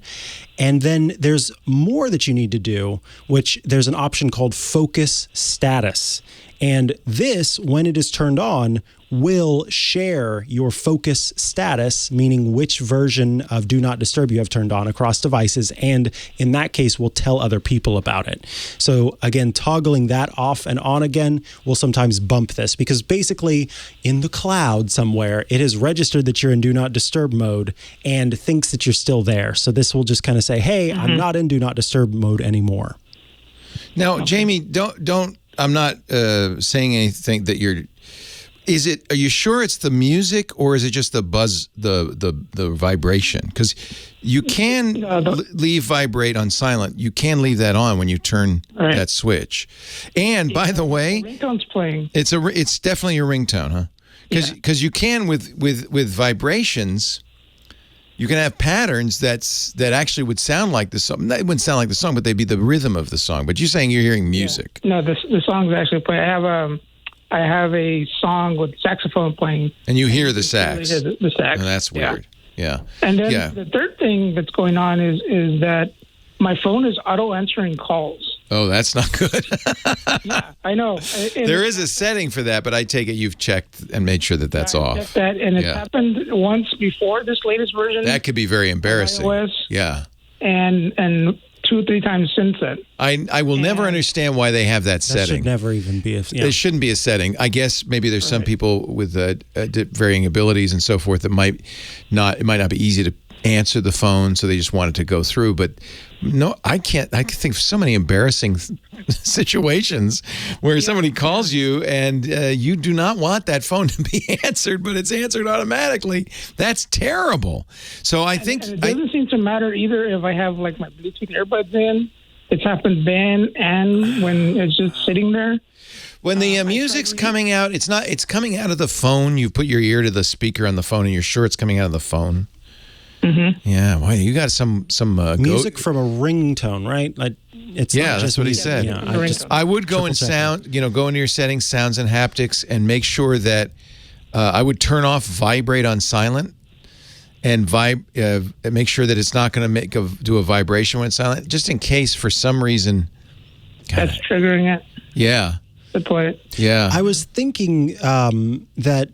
But this is only tied to Do Not Disturb. There are some ways that certain phones can get through, even if you have that turned on. But it doesn't. It's not affected by the flip switch. Yeah, and it's the actual switch. When you here's one thing to try: when you hear this happening, flip the phone face down, because that's also supposed to silence a call.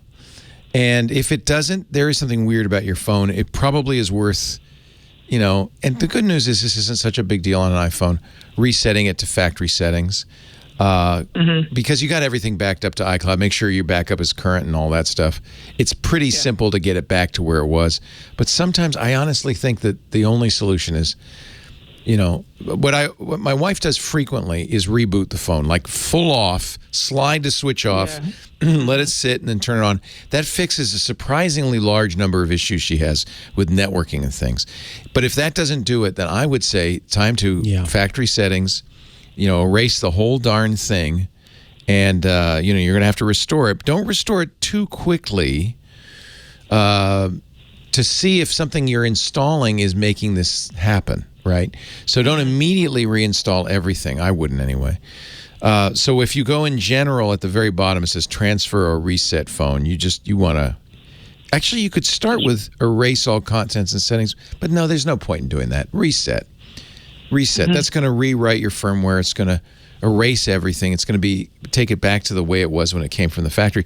Presumably, this did not happen when you first got it, right? No. It's something happened. It's very odd. And just to be clear, there's a difference between the silent switch and the focus settings. Right. But if your phone is switched to silent, there should be no music when somebody calls you. That just should not happen. So it sounds like something's broken. And I've tried silence. I know what happens because when I do, I'll hit that switch like when I go to church. And I let the phone ring anyway. That's when you don't want it to ring. Yeah, that's when I don't want it to ring. Yeah.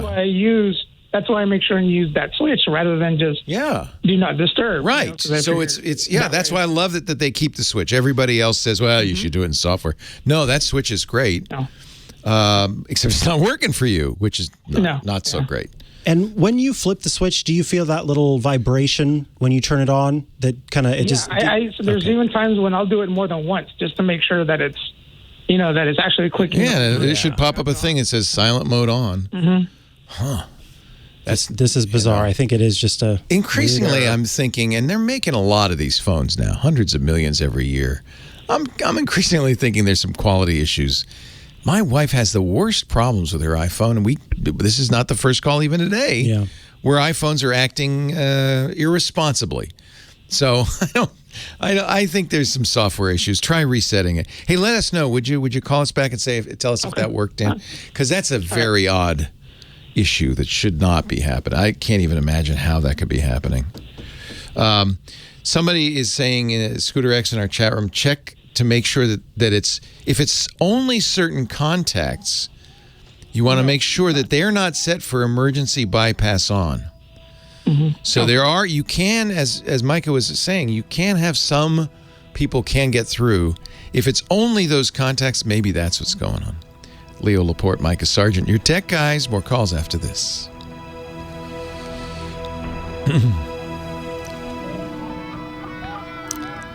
There's the famous anecdote in the Walter Isaacson biography who was it? When Steve Jobs called one of his employees and he says, Steve, I'm at church. And Steve says, okay, I don't want to interrupt church, but call me when you get home. And it was about, I remember it wasn't one of his employees. It was a Google guy. He was calling to say, I don't like the color of the O in your app. Oh, that's It's a bad red. We need to fix that. I can't remember who it was. It's bad red. Come on. Might have been Andy Rubin. I think it might have been Andy Rubin. It was a wild anecdote. Laura says she's going to take care of you when I'm gone. Oh, thanks, Laura. Here's the picture, by the way. I don't think that looks like me. Oh, wow. Any more than that other one looks like you. Yeah. Right? I guess it's because they're trying to take our faces and map them onto the head shape. Kind of some sort of morph thing? That doesn't look like me. Vaguely. Just like mine vaguely looks like me. Yeah. The nose for you, the eyebrows for me. Well, hey, how are you today? Leo Laporte here with Micah Sargent, your tech guys on the radio. Ready to answer your questions and your calls and your suggestions. 8888 Ask Leo is the phone number. 888-827-5536. Toll free from anywhere in the U.S. or Canada. Outside that area, you can still call us, but you'll have to use Skype out or something like that. 8888 Ask Leo, website where we'll put links and so forth, things we mention. A lot of times solutions are long, elaborate. So if they're too long to do on the radio, we'll just send you to the website, techguylabs.com. And there's no sign up. It's free. You can wander in and use that. This is episode 1901, but you'll see all the shows there, audio and video from the shows, transcripts too. Episode 1901 at techguylabs.com. Jamie is next, Dana Point, California. Hello, Jamie. Hey, Leo, how's it going? You're having a great time today. It's good. We're always having fun here, aren't we? Indeed. Hey, I've got you on speaker. Can you hear me okay? I hear you great. Yep. Okay. I have a home office. I work out of my office. I can find my way around my PC and my computer, but when it comes to problems, I'm totally lost. So the other day, I turned on my computer. I have Microsoft Office 2010, and this little window popped up, and it says, enter your email address and password for imap.gmail.com. And I kept entering it, and it would go away and come back, go away and come back. This went on, 10 times. How annoying. Totally locked me out of my Outlook. And I called my son. He came over. He worked on it for like 5 hours. He says, Mom, I cannot figure out why this is happening through Google. Yeah. So the first thing to do is see if you can go to your Gmail account using a web browser. Because it's the same. Well, that's what he did. Yeah, it's the same account. So you can log into Google on a browser? Yeah, he did that. He did that, and he tried to figure out maybe I have too many emails, and I have No. So hold on a second. So you can open the browser. In fact, you might try logging out and then logging back in just to make sure that your password and everything's working. He did do that. Okay. So we know it's not a password problem. It's probably a settings problem. Go ahead. Well, whatever, because he said he thought it was because this program 2010 is no longer. No, stop. Okay, we're going to take over now. We've got this. Don't you worry. So the first thing is... Well, let me just add one more thing. He couldn't figure it out, so he set me up with Office Suite, which I've got. Okay. It's okay. I don't know how to work my way through all of it yet, but he said maybe if we either can update to new Office 365. Have you ever heard the phrase, the blind leading the blind? Yeah, I have, and I'm so frustrated. Okay, let's stop. Let's start over. Okay. So you used to be able to get your email, and you're using Outlook, you said, from an older version of Office. Is that correct? Correct. Okay. And you used to be able to, you open Outlook, and there's your mail and it's coming through Gmail, and it's all there. Yes. Okay. Did you ever, now this is, I expected this call sooner, to be honest with you. Really? Yes, because Google did an interesting thing over the last few months. They have turned on something called two-factor authentication on a lot of accounts. Do you have two-factor authentication on your account now? Do you know what that is? Yeah, I do know, and no, I don't. Okay. Except I think they might have turned that on. If they turned that on, you can no longer use your Google password in Outlook. Okay. You have to use something called an application-specific password. And that's because of the two-factor. And honestly, the first thing I thought when Google said, we're going to turn on two-factor, they've turned it on for millions of people, just turned it on. Right. As soon as they said they were going to do that, that was one of the first things that crossed my mind. People could figure out two-factor, but what happens when their email stops working? So I've been waiting for you to call all this time, Jamie. I'm so glad you finally called. So what you need to do is create a special password that you're going to use just for Outlook. So I'll put a link in the show notes to Google's article on signing in with app passwords. That's what they call them. I call them application-specific passwords. It's a password just for Outlook. You wouldn't be able to use it anywhere else. You wouldn't be able to use it to log into your Gmail account. It's one you create just for Outlook. You're going to go to your Google account, and when you go to google.com, you'll see on the right, you'll see your account, and you can click that, and you're going to go to security. And when you go to security, you're going to see, this is so complicated. I knew this would be a problem. So you're going to click your face in the upper right-hand corner at google.com. Go to, when you click your face, you'll see manage your Google account. There's a button. You're going to click that. So wait a minute. I'm taking notes. So you go to the Google. Well, I'll put a link because I know this is a lot. But when you open google.com, you'll see in the upper right-hand corner, if you're logged in, you'll see your account picture. For me, it's a picture of me. I don't know what it'd be for you. It's probably not a picture of me. So you're going to... It's just my account. Yeah, you're going to click that. And when you click that, you get a button in there that, it's going to say your name, it's going to say your email address, and then it's going to be a button that says manage your account. If you are logged into multiple accounts, you may see a choice of accounts. So you're going to want to make sure you choose the account, the account you want to modify. Make sure it's the Gmail address that you want to work on. And then when you click manage, a whole window, a Google account management window opens. One of the tabs on the left is security. Okay. And under signing into Google, you're going to see something that says app passwords. And that's where you're going to create your app password.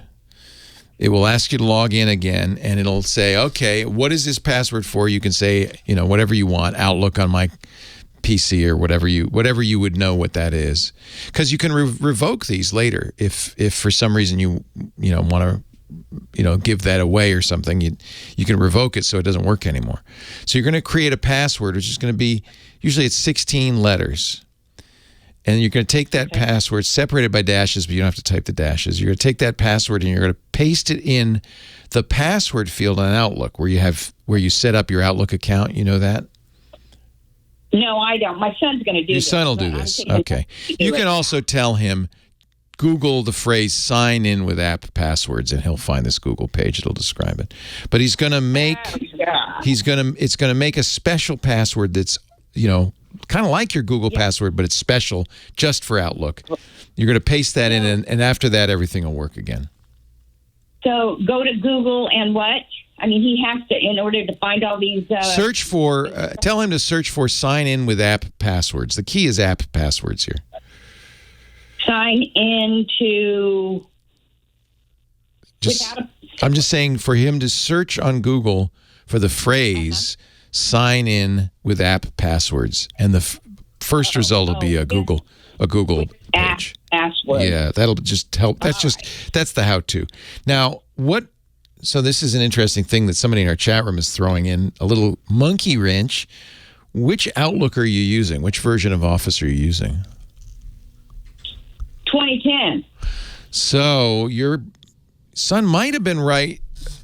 This is news to me, but somebody in the chat room is saying old versions of Outlook no longer work with Google because Google's using a technology called OAuth that you need Outlook 2016 or later. So I don't know if that's true or not. But this happened May 30th. So was it about May 30th that this happened? It was just last week. So yeah, that's about right. Yeah. About that. Yeah. So okay, we're going to put another link to davescomputertips.com. I'm sure there are many sites talking about this. Google was supposed to send you a note saying if you're using Microsoft Office 2016 or older, you were supposed to receive an email that said on May 30th, you may lose access to apps that are using less secure sign-in technology. Oh, I didn't get anything like that. Yeah, you're going to need to use sign-in with Google. So we'll put a link to this at Tech Guy Labs as well. This is Dave. I don't know who Dave is, but Dave's Computer Tips. It seems like this is accurate, that there is an issue. This is new. Boy, Google, what's going on? Just so you know, why is Google making me nuts?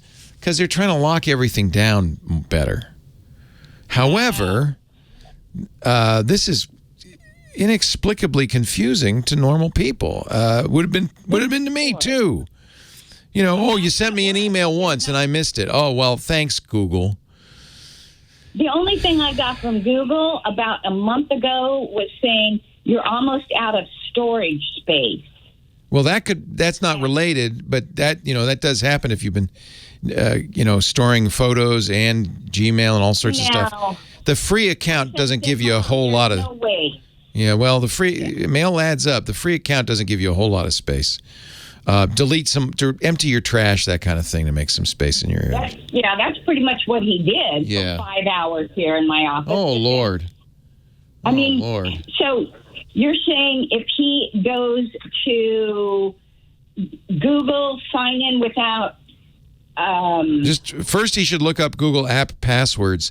But now I'm thinking, set up Gmail with a third-party email client. I feel like Google. Wow, this is kind of.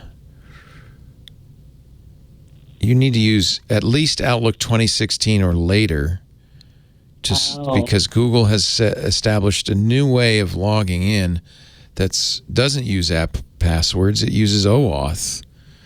We were recommending using Gmail only with mail clients that support OAuth, which is not Office 2010. But it doesn't sound like you can't use it. It says your Google account is less secure when it's linked to mail clients that don't support OAuth. If you must use Gmail with older versions of Outlook, oh my gosh, there are a number of steps. You can continue to use it, but there's a switch that says turn on less secure apps. Wait a minute. Now, this is for the workspace. Are you using Google's workspace or a work account, or is this just a personal Gmail account?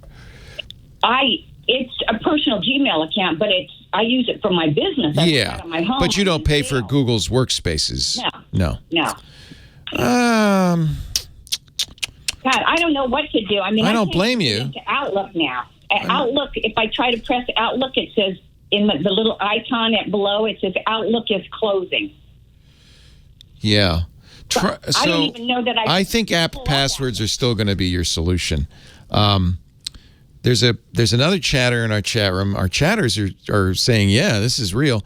Web 1570 says you can use earlier than 2016. He was using Office 2013. He had to finally call Microsoft to fix his 4 Gmails, but they fixed him up last night. I honestly think, boy, this is crazy. Mm-hmm. Your son was on the right track. Yeah. Yeah. We'll put a link in the show notes to this Google support article, which says you can use Gmail with older versions. I think you're going to have to use app passwords. So that's what you tell your son about, is app passwords. Tell him to search for using app passwords. He's going to go into Google and look for sign in with app passwords. Yeah, search for that phrase at google.com. Search for that phrase, and you'll get a Google page that explains the whole thing. Okay. Golly, I'm sorry this happened. if I need to update to 2016 or whatever, at this point, I just please, I can't even sleep at night because I can't work. I can't. Oh, yeah. Now, your good news is you can go to gmail.com in a browser and see your email. I know. Well, I can also now get them on this Office suite. But my thoughts were, do I want to keep this Office suite? I can't get any of my folders. No. Yeah, I think they're saying you don't have to upgrade. But you do have to jump through some hoops to get it working with 2010. Okay.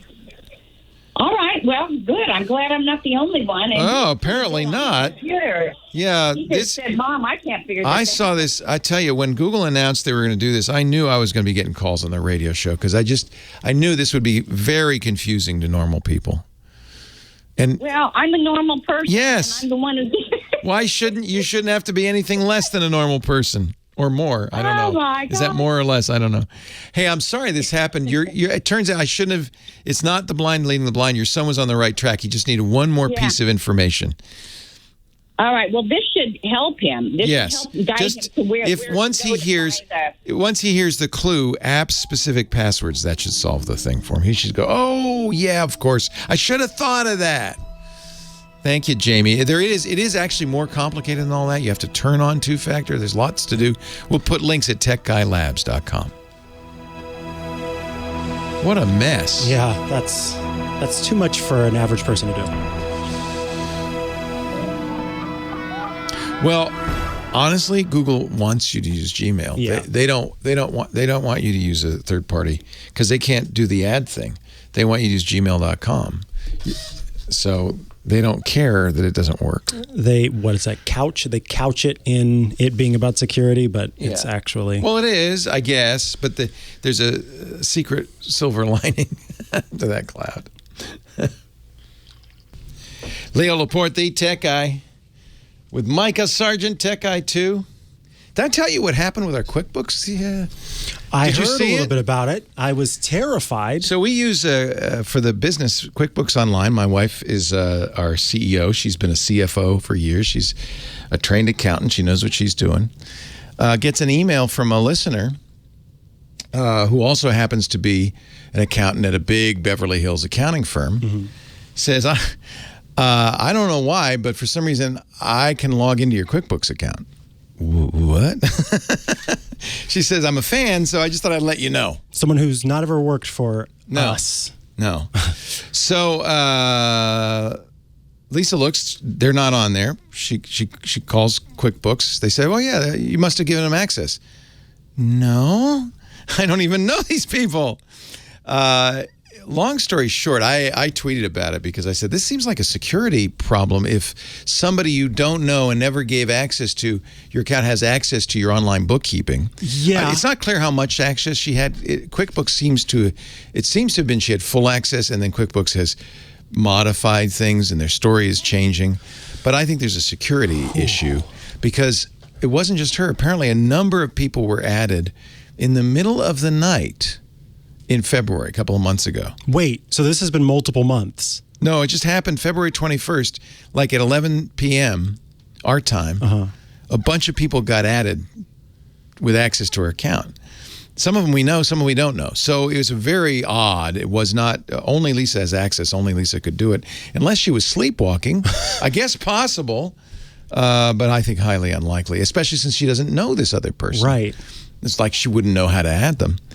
So we're trying to get to the bottom of this. Of course, as soon as I tweeted it, we heard from the office of the president of QuickBooks, what can we do to help?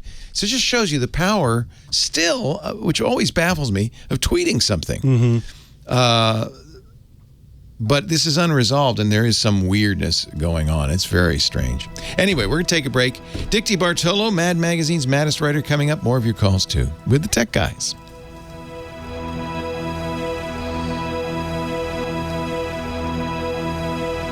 Yeah, since February.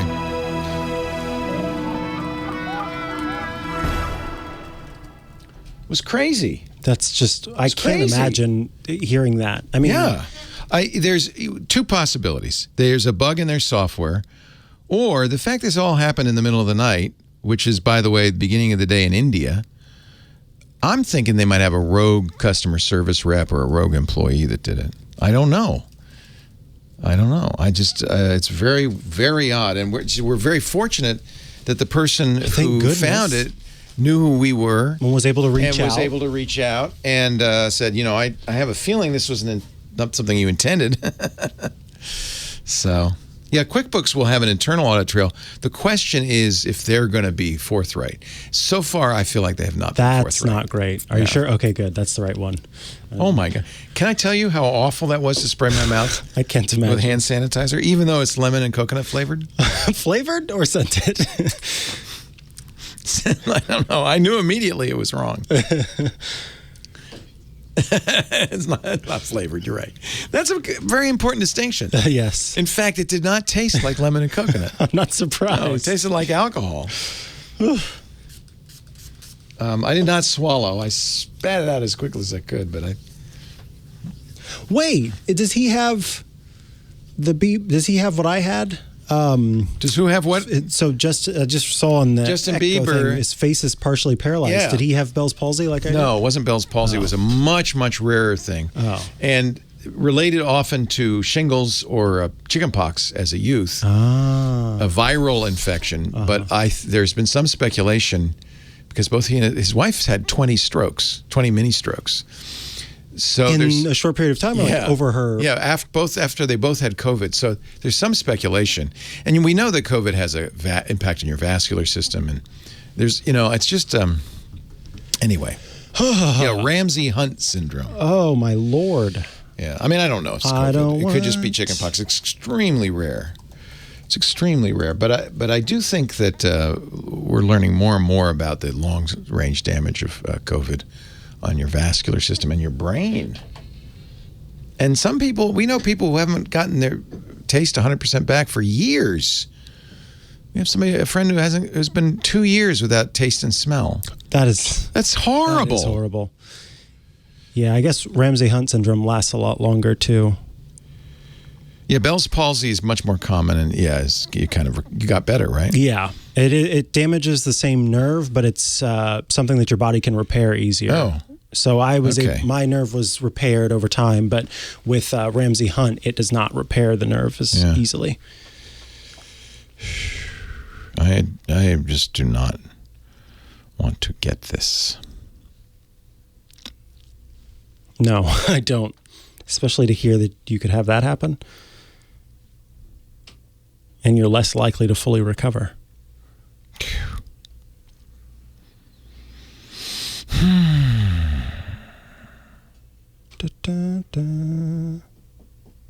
Oh, God. Oh, my. Battleship. Fun for the entire family. While Mom and Sis are doing the dishes, Dad and Brother can play the game. Oh, my God. Good God. Those were different times. Yeah. I hope.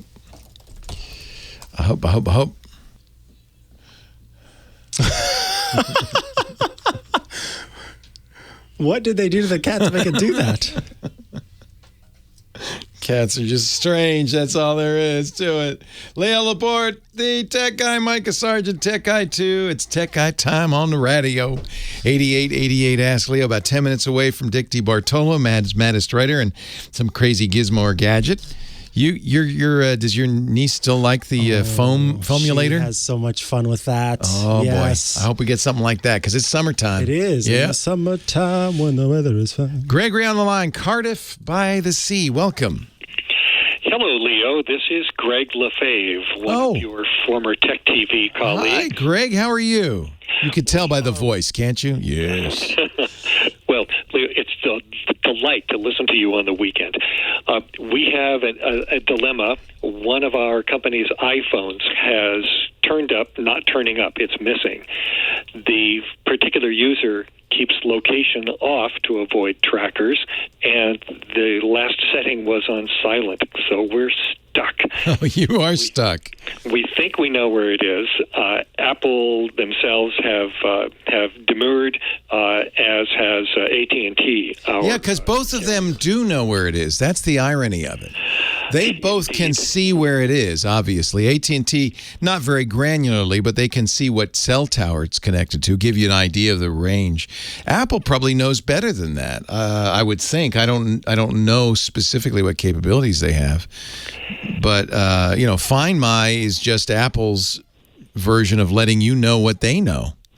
Yeah, and since we've gone to Find My, and I've tried a couple of these little internet search organizations that say they triangulate and such, and so far, no luck. Ugh. Yes, Micah, you got any thoughts? No.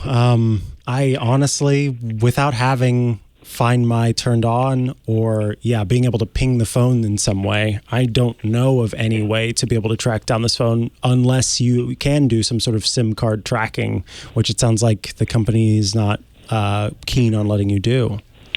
And that appears to be the case. We have dialed the phone, and it has not gone immediately to voicemail, which means the battery is still on. We probably only have a few more hours on the battery, and we have sent messages to it. We've pinged it, and the ping says delivered. Now, I don't know if that's the server. Or no, it just means it's on. Yeah, it means it's on and it received it. But, it could be lying in a ditch somewhere. It doesn't mean somebody has it. Good point. We've also sent a message saying, hey, if you pick up this phone, call me. But so far, no one has. The good news, honestly, is there's nothing anybody who finds it can do with it. That is very true. Oh, indeed. Okay. So, from their point of view, it's a piece of metal. It's got no resale value. They can't get it unlocked without proof of ownership. It's worthless. So, at this point, you write it off and you buy another phone, I guess. I don't think if there's any way to recover it. Is there stuff on there that he doesn't want to lose? Is that part of the problem? Yeah. Not very much precious data that we can't find someplace else. Yeah. This is it's a matter of not dropping another $1,000 to replace it. Right. So, yes. Well, I understand that. The iPhone SE is less. I think this is my rule with my kids. You lose it once, you get every time you lose it, you get a worse phone. It's like putting the temporary tire on the car. Somebody, Kevin Brewer in our chat room, I saw it kind of interestingly. Can someone with an iPhone, if you have a pretty good idea of where it is, maybe somebody who is associated with that person can go there and I don't know what they could do. They could look for it on Bluetooth. They could do an air. I don't know if there's anything you can do. Doesn't AirDrop let you? It lets you point, right? Well, yes. With newer phones, you can point. But even still, if this person is worried enough about tracking with you might have turned that off. They probably turned off the AirDrop receiving feature. But that's something to try. You go into that area, open up a photo or something. Greg, how close? You said you kind of know where it is. How close? We think it's in one of two buildings. And we've turned them upside down and so far no luck. It's kind of a long shot, but if somebody, he would have to have AirDrop turned on. If it's somebody in his contacts, there is a setting for people in my contacts. Most people don't leave AirDrop turned on for anyone who wants to, but maybe it's on. You could go around and literally walk around the building with AirDrop turned on, looking at anybody you can see, and if you can see it, then you can kind of triangulate it, right, Micah? Yeah. The only other thing you could either wait for or talk to the person in charge of San Diego County and say, "Hey, can you send one of those test emergency alerts?" Because those are loud. Those are very loud. If you sent it an Amber Alert, you'd hear it. An Amber Alert, or one of those test alerts for earthquakes or something. Say the nuclear attack is imminent. Yeah. You might be able to find that way. Greg, it's always a pleasure to talk to you. It sounds like things are going well for you. They are indeed, and each weekend they get better listening to your show. Oh, you're very kind. That's very nice. It's great to hear from you. And I'm sorry we didn't have a better answer for you. This is one of those things where once it's locked down, it's hard. Apple is very security conscious. There's a thread going through some of the things we've talked about today. Mm-hmm. Higher security means less convenience, means more problems. And, this is one of the side effects of that. And I would just sort of sway people away from worrying that having Find My turned on means that suddenly everyone's going to have access to your location. That's just not the case. Yeah, turn it on. Sorry, John, did you say something? Yeah, I missed that. Oh, We're going to take the last caller. He's been waiting a long time. Hugo in San Diego. Hello, Hugo. Hey, how you doing, Leo? Good afternoon. Sorry to keep you on hold so long. What can we do for you?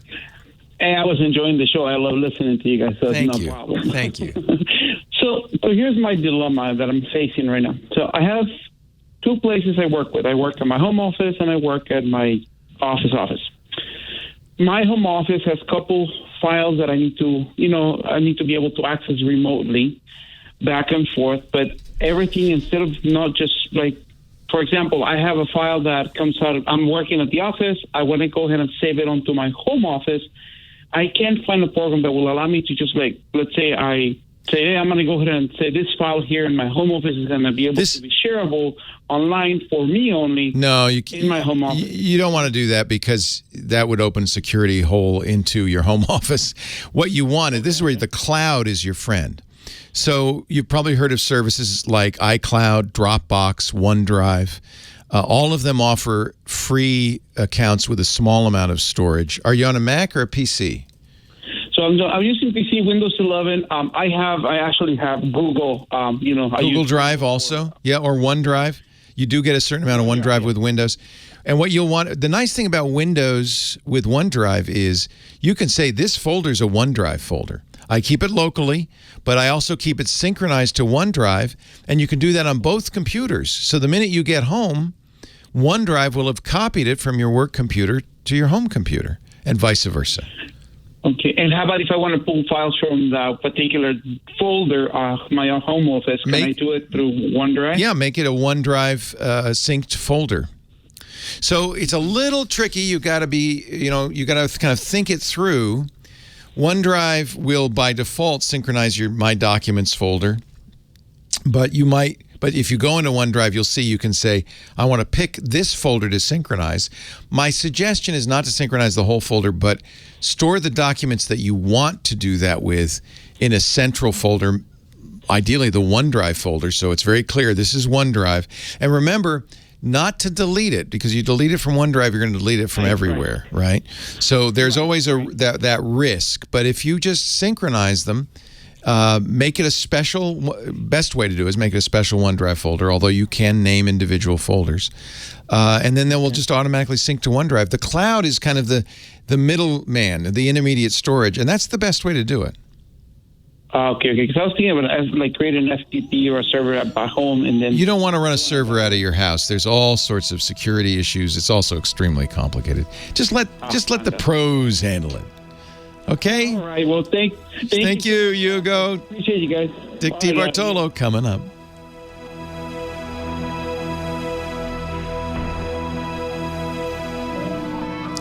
Oh, maybe iPhones don't show up in AirDrop unless they're unlocked. That's interesting. Here, let's try it. Let's see. I'm going to try to AirDrop you something. All right. Let me lock my iPad so it doesn't show that one. This is a picture of the movie they're filming downtown with Tommy Lee Jones.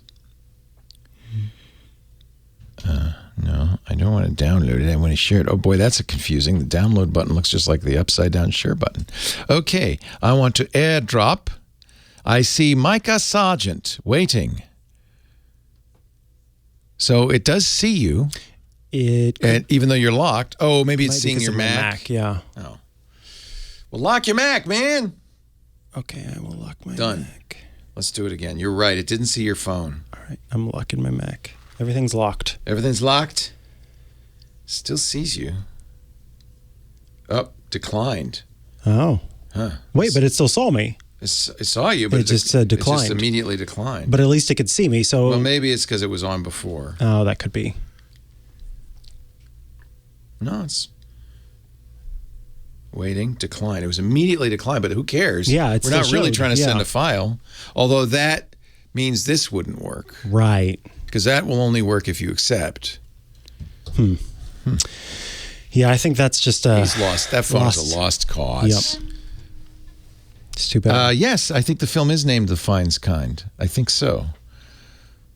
Why? Do you know about it, Scooter X? What's the deal, man? All I know is it's Tommy Lee Jones, and they were shooting off the bridge. And Lisa's now, it looks like she's walking around down on B Street or D Street. Oh, watching? Yeah, I tried to send you a picture, but you declined it. I didn't decline it. It did it automatically. I tried to send you a picture. Wasn't my fault, man. Does it say the name of the flick? No.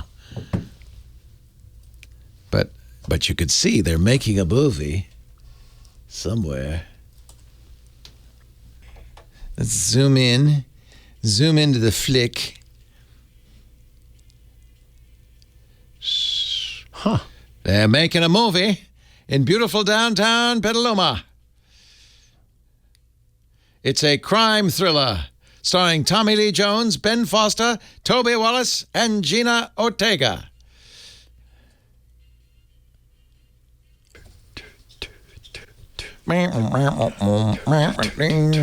It's time for Disco Dick Debartolo Mad Magazine's maddest writer. You know, you just sent me, and I appreciate it, Dick, the latest issue of Mad Magazine. This is, what is this, the August 2022. Used to be, when I was a kid, 35 cents, cheap. Now it's $5.99, cheap. But everything costs more. But I didn't know this. It says it up here in the upper left-hand corner, celebrating 70 years. Can you believe it? This is the 70th anniversary. Yes. Wow. Mad has survived 70 years. Wow. That is really, really cool. And when the price first changed for 2 months, it said not so cheap. Yeah. And then it went back to... Now it's cheap again. Yeah. Yeah. Well, it's always said cheap. I think that's appropriate. So Dick joins us every week. By the way, the autograph... Oh, I guess you couldn't really sign this cover because it's got so much... It is the hardest cover ever to sign. Because one squirrel says on its back, "Hi, Leo." And then I can see your... But there's really nowhere you can sign it, is there? No. Yeah. And also, that was the first 3 copies that I sent out. Thank you. And thanks. It's hard to find a place. I just write on the squirrels is pretty much it. As one does. Yeah. Yeah. Anyway, thank you. Always appreciate it. Oh, you're welcome. Keeping No up with Mad Magazine. They don't have any new content, right? This is all classic. No, this is. I have a couple things in that, but it's all old stuff. Still, I think love there's seeing going to be one new thing from each of us for the actual issue that marks 70 years. I love the back cover. This is, pretty old. I'd say 60s. And it says, it's a guy in bed, but if you look, he's got a bunch of money in his mattress. And the ad is for booty rest for the money that can buy happiness. Booty rest by Zippins, the mattress with the saving grace. That's hysterical. I love Mad Magazine. Anyway, Dick. They do some very funny stuff. You know what? This is how I got, growing up, how I got my sense of humor, how I got my sense of what adulthood was, what American culture was. Just this was my education right here, which tells you something. Yeah. So which tells you owe me like $5,000 for college education. I owe you big time. So I'm going to go to gizwiz.biz and find out, what is your gadget of the week? Well, did you ever pull together all the external battery charges that you have? Oh my gosh. To count them? There's dozens. Yes, exactly. Without just walking around my office, I found 19 of them. Wow. Okay. Yeah. So when I was reading through a Johnny Jet newsletter and he said, "Oh, you need to have this external battery charger," I said, "Oh my gosh, I do need it, because I do not have, out of all my 19, I don't have a battery charger that has C to C charging. Okay, where you can use a direct cable out to charge a direct C in." And that's usually what you want for fastest charging. Yeah, exactly. Especially, for iPhones and iPods. So, and also this has digital readout, which I like. So instead of the 4 LEDs, 25%, you can see the actual percentage. See. That's nice. Yeah. Fast charging, power delivery 3.0 plus quick charge 4.0. Oh, nice. Flashlight, 3 So this isn't just a charger. This is a battery as well. Yeah, exactly. It's not one of those power bricks. It is. No, this is 20,000 milliamps. Oh, that's a lot. But I was Yeah. amazed. I was amazed at the price. I guessed $50. Well, Anker's version of this is $70. Their 20,000 milliamp hour battery charger. Okay. How much is Well, this? this one was $29. What? Because it's not from Anker, it's from NEU. NEU, yes. I have a couple of things from them over the years. NEU, a 3-year, according to the box copy, 3-year warranty. I got to send this to my sister because she just asked me what to buy, and I said an Anker. But this sounds pretty good. I like this. Yeah, let me tell Eva. Yeah, she's going to Italy. Yeah, She and her boys are going to Italy, and she says I need a charger. There you go. So there we you keep go. the phones going. I like that readout on there.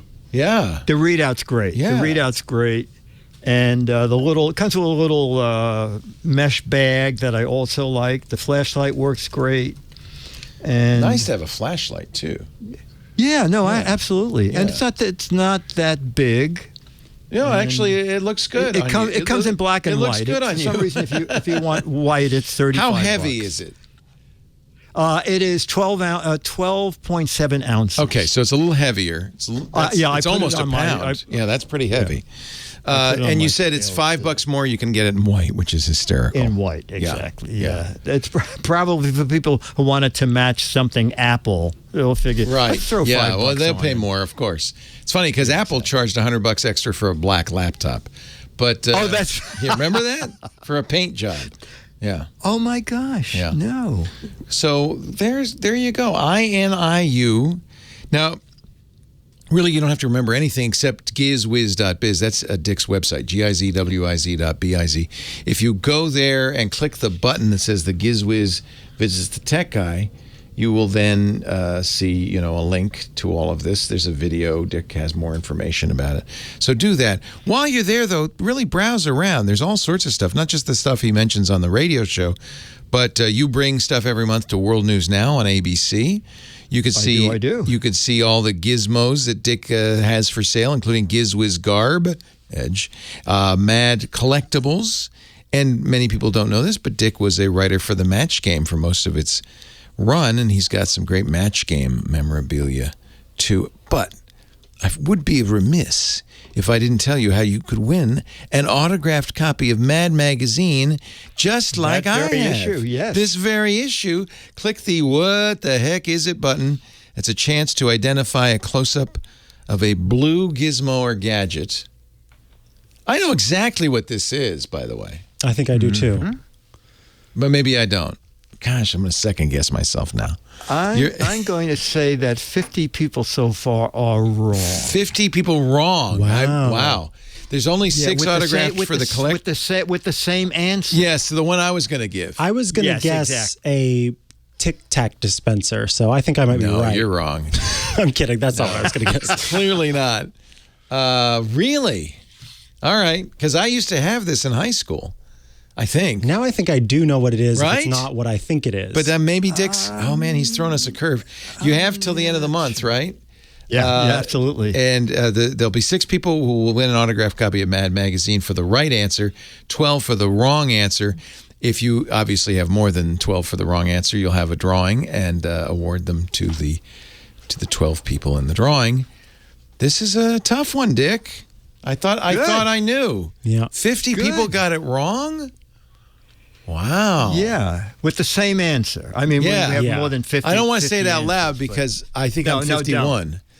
No, but you look at it, yes, people in the chat room are already saying and I think they must be wrong. That's what I thought it was too. Me too. But now I think I'm going to post it in the chat. You think it's a troll doll hairdryer? Yes. How did you pull that out of my mind? Wow. I knew you thought that's what that was. GIZWIZ.biz. Thank you, Dickie D. Okay, buddy. Have a wonderful week. And thank you, Micah Sargent. We're getting him ready for his shot in the big time. Just a month away. When I go to Alaska, Michael takes off the Micah takes over the microphone. phone. I was trying to make some pun with microphone. That's cute. But I get it. It failed miserably. It crashed and burned. I do this so you don't feel so bad, right? Thank you. Just I know appreciate that. bad things happen to people on this chair. And it's probably because of the chair. It's John, get me a different really chair. not comfortable. Thanks, a great debt of thanks to our musical director, Professor Laura, to Kim Schaffer, our phone angel, but most of all to all of you. Those of you who call and those of you who listen, we appreciate it. Leo Laporte and Micah Sargent, the Tech Guys. Have a great Geek Week. Bye-bye. Well, that's it for the Tech Guy Show for today. Thank you so much for being here. And don't forget, TWIT, T-W-I-T. It stands for This Week in Tech, and you'll find it at twit.tv, including the podcasts for this show. We talk about Windows on Windows Weekly, Macintosh on Mac Break Weekly, iPads, iPhones, Apple Watches on iOS Today, security on Security Now. I mean, I can go on and on and on. And, of course, the big show every Sunday afternoon, This Week in Tech. You'll find it all at twit.tv. And I'll be back next week with another great Tech Guys show. Thanks for joining me. We'll see you next time.